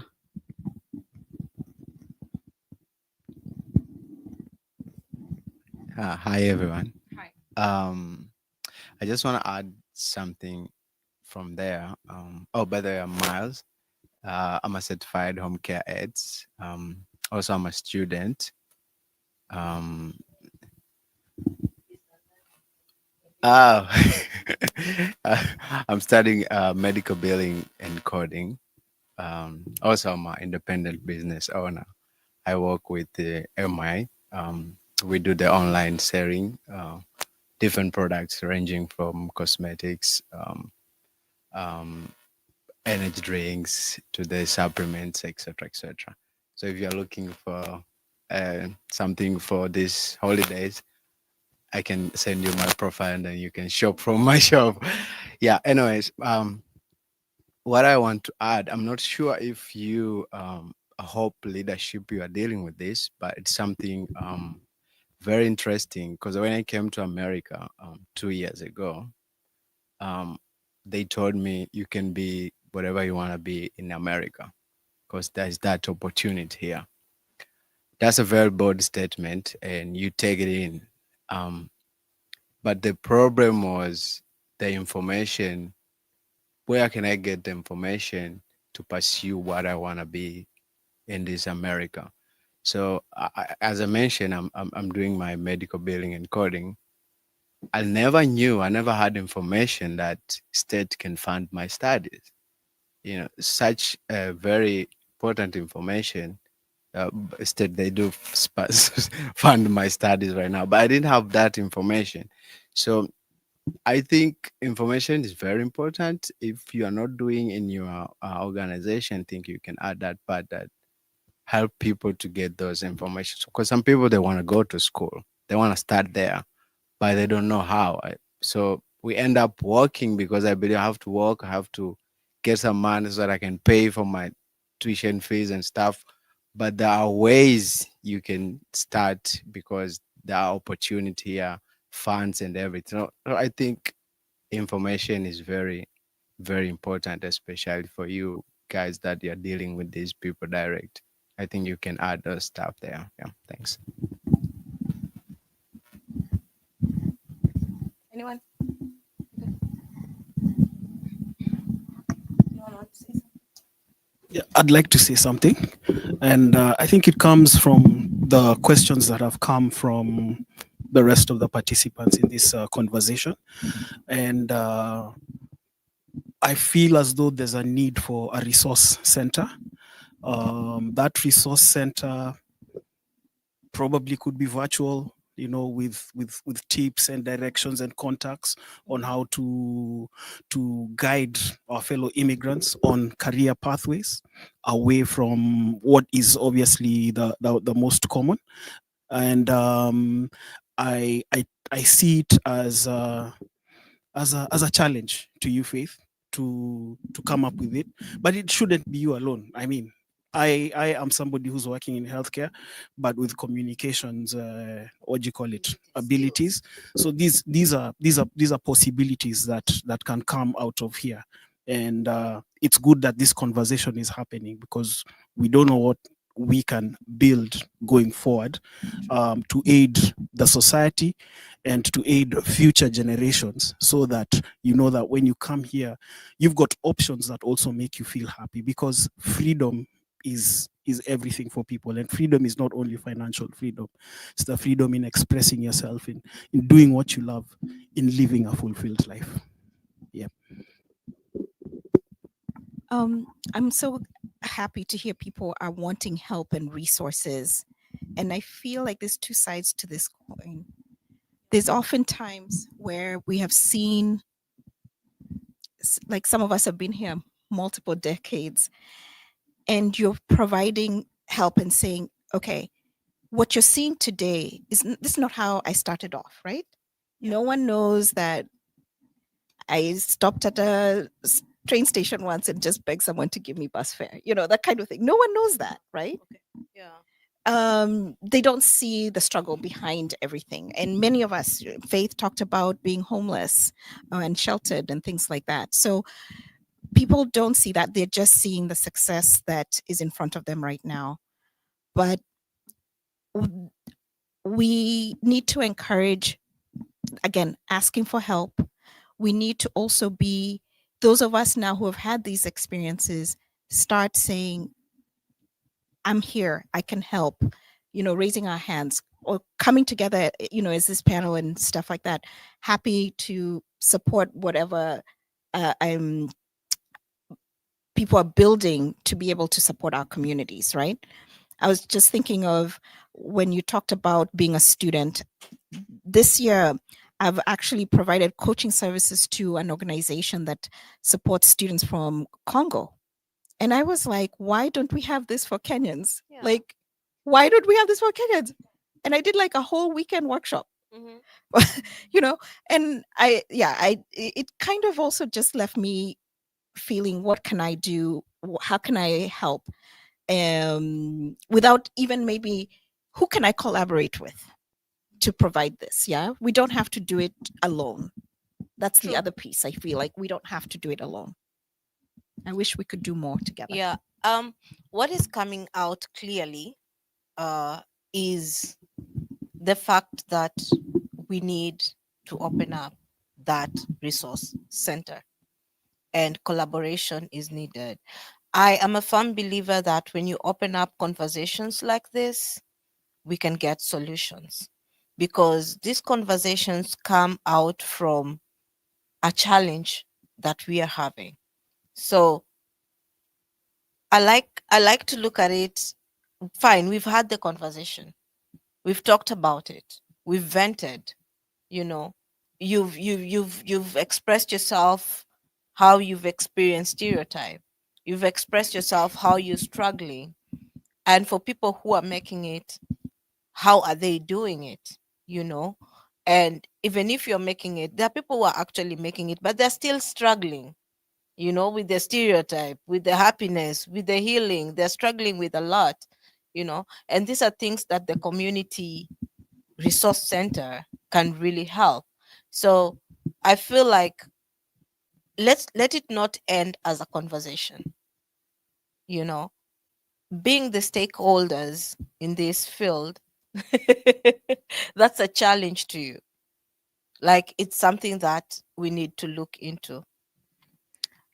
What I can say, that's very right. And first of all, we already have, as Hope Leadership Trust, our offices are always open for anybody, and our offices are in downtown Tacoma. Yep. Gary Mkenya Marekani has been there. I don't know if Gary have been there. Yeah, you have been there for our event. And as we look forward to buy our own place, most of the time, we are a non-profit. It's not owned by anybody. The people own it. We call for volunteers. Very few people show up. So this is a challenge I want to post in our community. That when we call for volunteers, if you want to sit in the board in the board, and there's something you've been looking forward to execute in the community, you can always apply to be in the board, the community board, and that's a way we can create a safe space for our community. It's not me alone, but when we do it together, we become more stronger. Yeah. Where have you been calling people? I haven't heard about you. Exactly.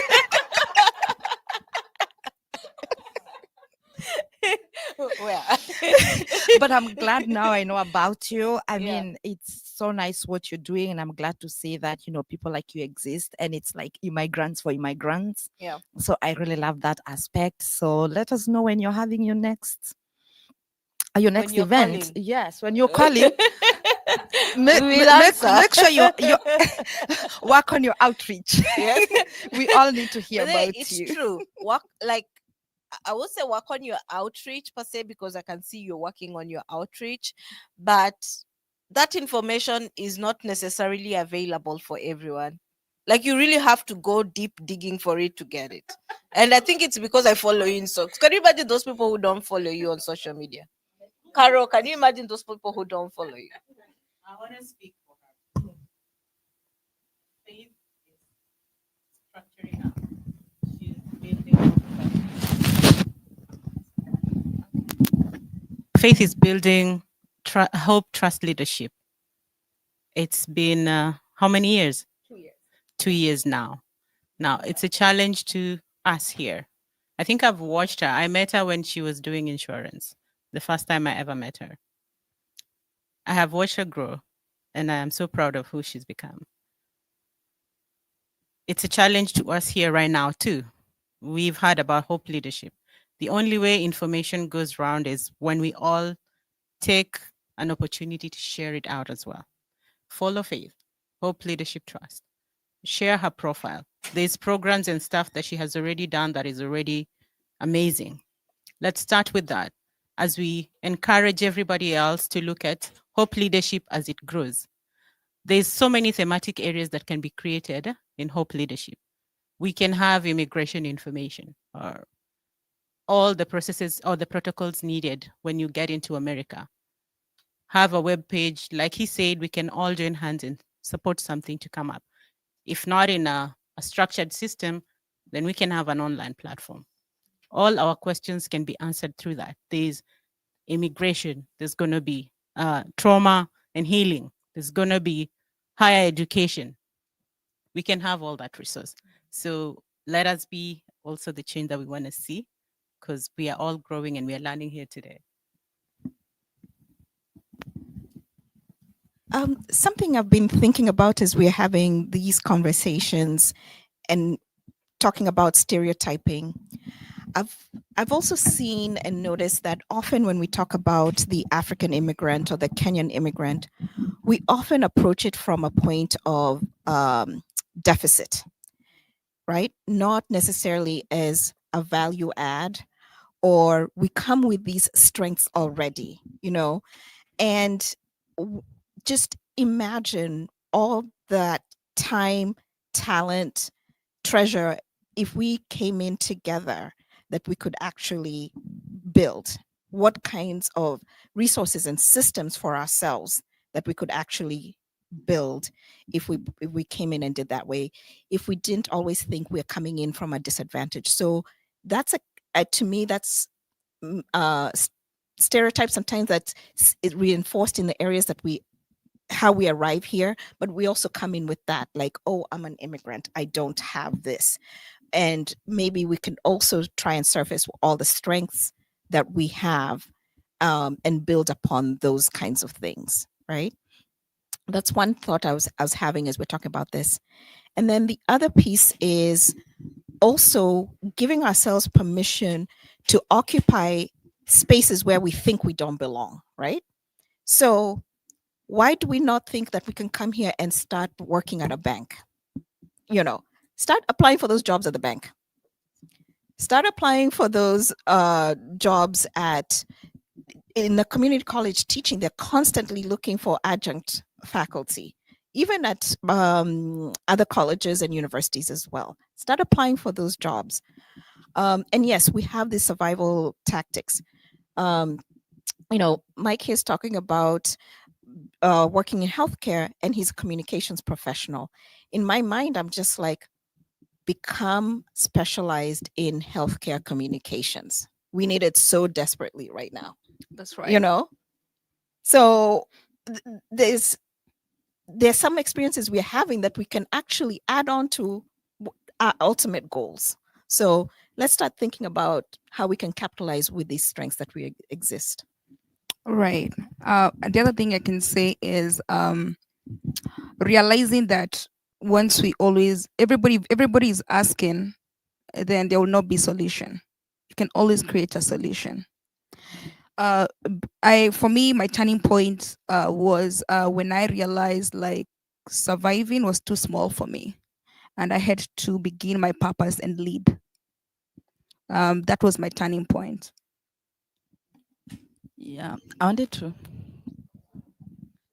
to mention something Carol has just said. That's why I asked for the mic about, like, in the health sector, there's the health communication as well.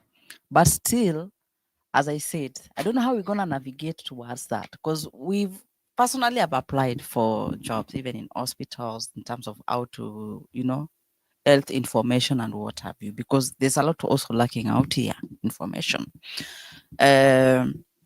Pauline there, she's talked about her business, what she's doing. The information needs to get out there. Like people need to know what they are doing so that it's a good way of doing something. And we are all going to come together and do this. While Louder Within, she does her thing, she can be also promoting new people, letting people know what's happening out here. We have people who can, like-minded people who want to change the community of immigrants in America, not only in the Washington states. And what do I want to say about Hope leadership?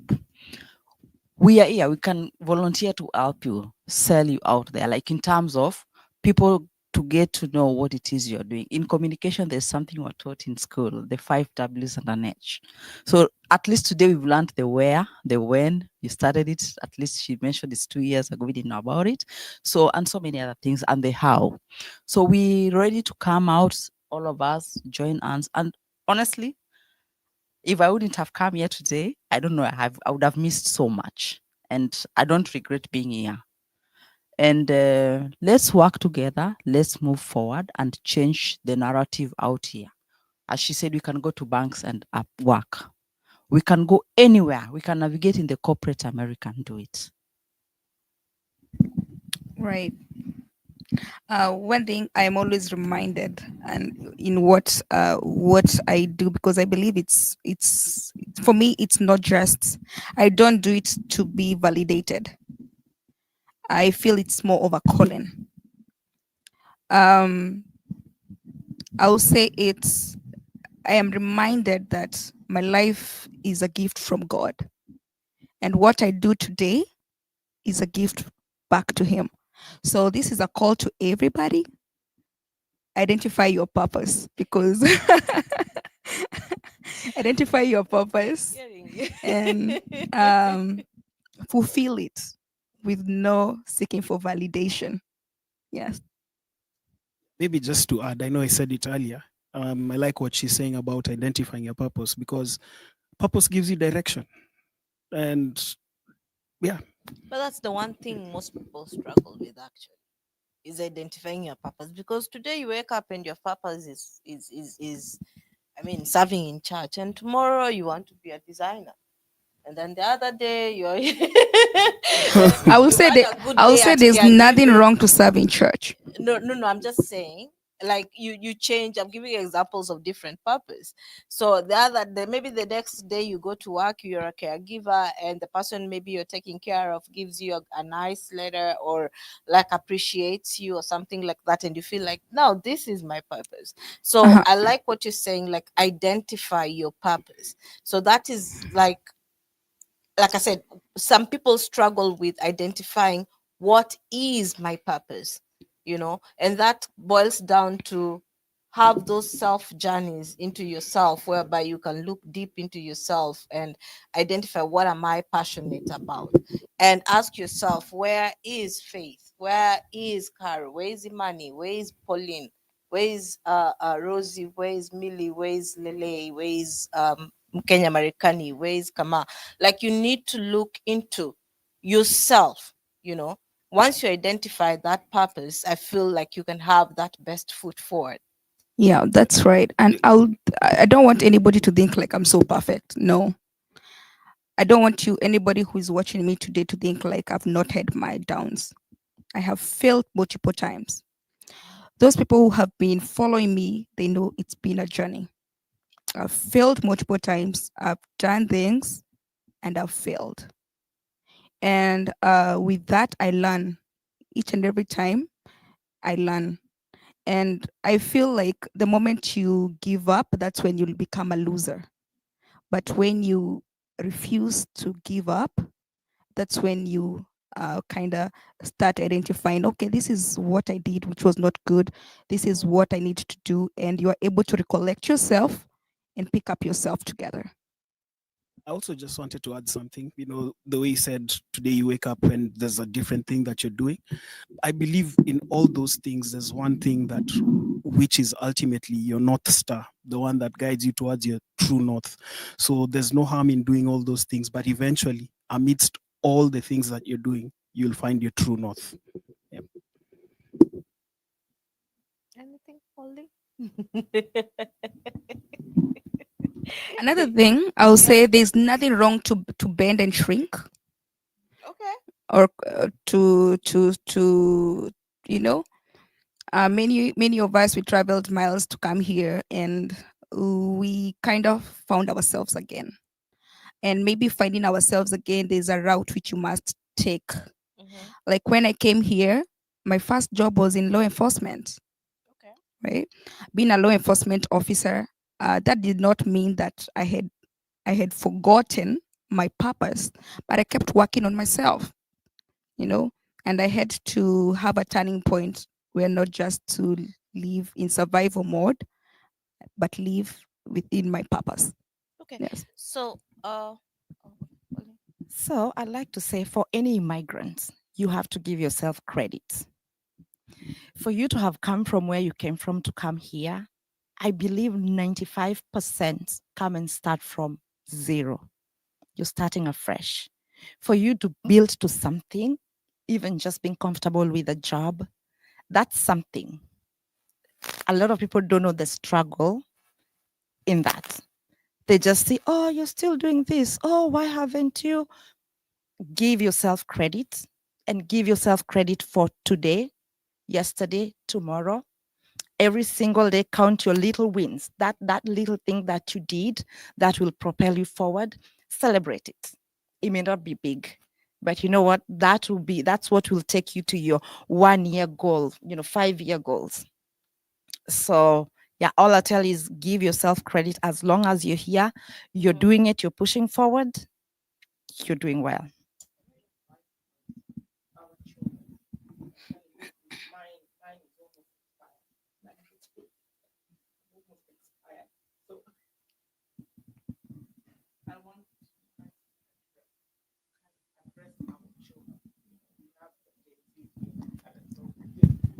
Yeah. Sorry. So I hear you, and I understand what you're saying. And for those who, and I kind of feel that the advice is for us who had different careers back home.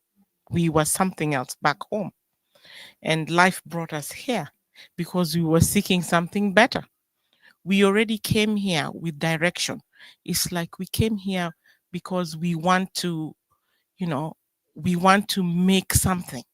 So we have gone past that, peer pressure of our children who we brought here, who are now just getting out of high school and are being asked when they go somewhere, can we get your American passport? And they're like coming back home to ask you, hey, I mean, they didn't, my son didn't even know what they're talking about. I get it. What is your message to those that immigrant, our children, I get it. so that they can do something about it? Because like I said, not us, me, I'm already expired. What I can say, I'm actually a Gen Z, and I came here when I was 20 years, and you can maybe calculate my years. So I'm not speaking in the aspect that I already have kids who are 40 years, or kids who are so grown. I will say that release them to the world, let them explore. If it's not the avenues or the spaces which my parents had to just leave me to do, I wouldn't be where I am today. Let them explore, let them find themselves, let them go to those networking sessions, let them volunteer in the community spaces, let them be what they want to be. You can't tie them in the house forever. They need to be the birds out there.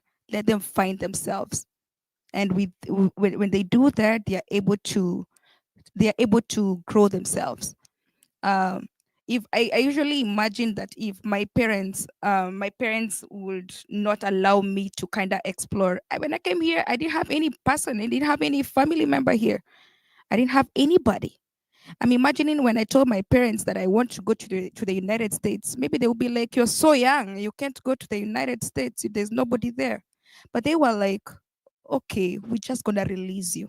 So release them to the world and pray for them. Just pray for them and give them guidance for them to explore out there. And also, they're gonna find their identity. They're gonna find a community where they belong." As someone who works with young adults, I find that it's shocking. Even my own peers and friends, many of my age mates, their children are in college or even some graduating college, and I have to remind them. Remember when we started off? We were maybe even younger, and your parents were not involved as you are involved right now. Parenting has become very, very involving, and part of that is the trauma. We are like, gosh, I wish I had a parent with me, right? But trust that you've brought them up well, right? Trust that you have given them the the tools, right? And if they haven't, you can start giving them tools like that, again, slowly allowing them to go out in the world and experiencing things. There's nothing as because life they won't have any meaning when they get that first paycheck, yeah, and it's a job you went and got for them. They don't have that same feeling of agency or accomplishment, like, oh wow, look, I earned this money, right?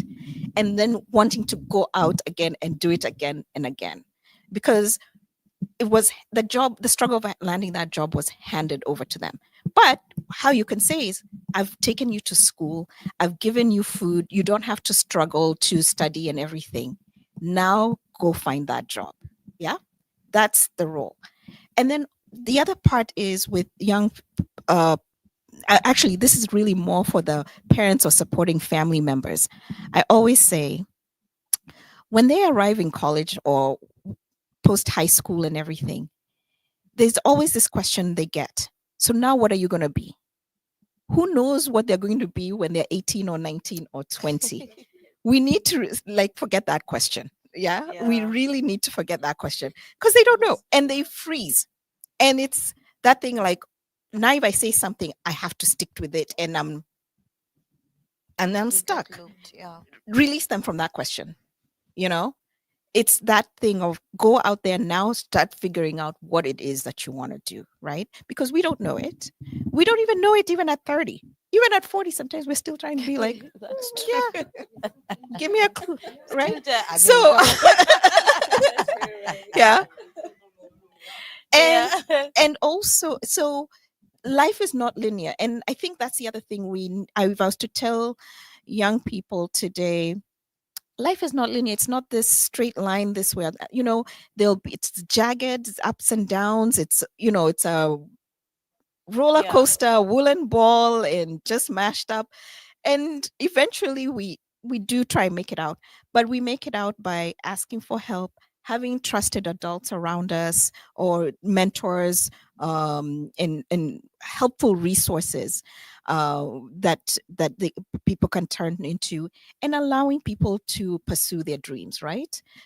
Again, that thing of not boxing people up and not trying to create their lives for them. That's a sure path to feeling that why I don't exist, really. What kind of existence is that? So yeah. So I think we have to wrap it up. One, timing. Two, if you're left to talk, we can talk until tomorrow. So we will wrap this session up. I don't know if somebody else has something. Mike has anything. Pauline, Faith. Just to wrap up. I'm saying that you're not defined with the old person you were. I would say you need becoming yourself is much more important, and being authentically you. Yes, that's what I will say. I'll say do not compare yourself with anybody. you don't have the same journey, you don't have the same abilities, and your paths are different. So find your own path. For instance, like Lydia, when you said somebody asked you, why do you want to do communications? Why don't you do this? I want to ask you a question. Did it make you feel like maybe you should pursue communications?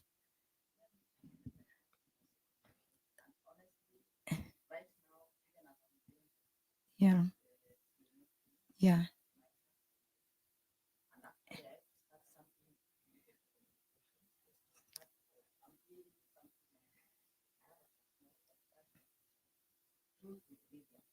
Yeah. Yeah.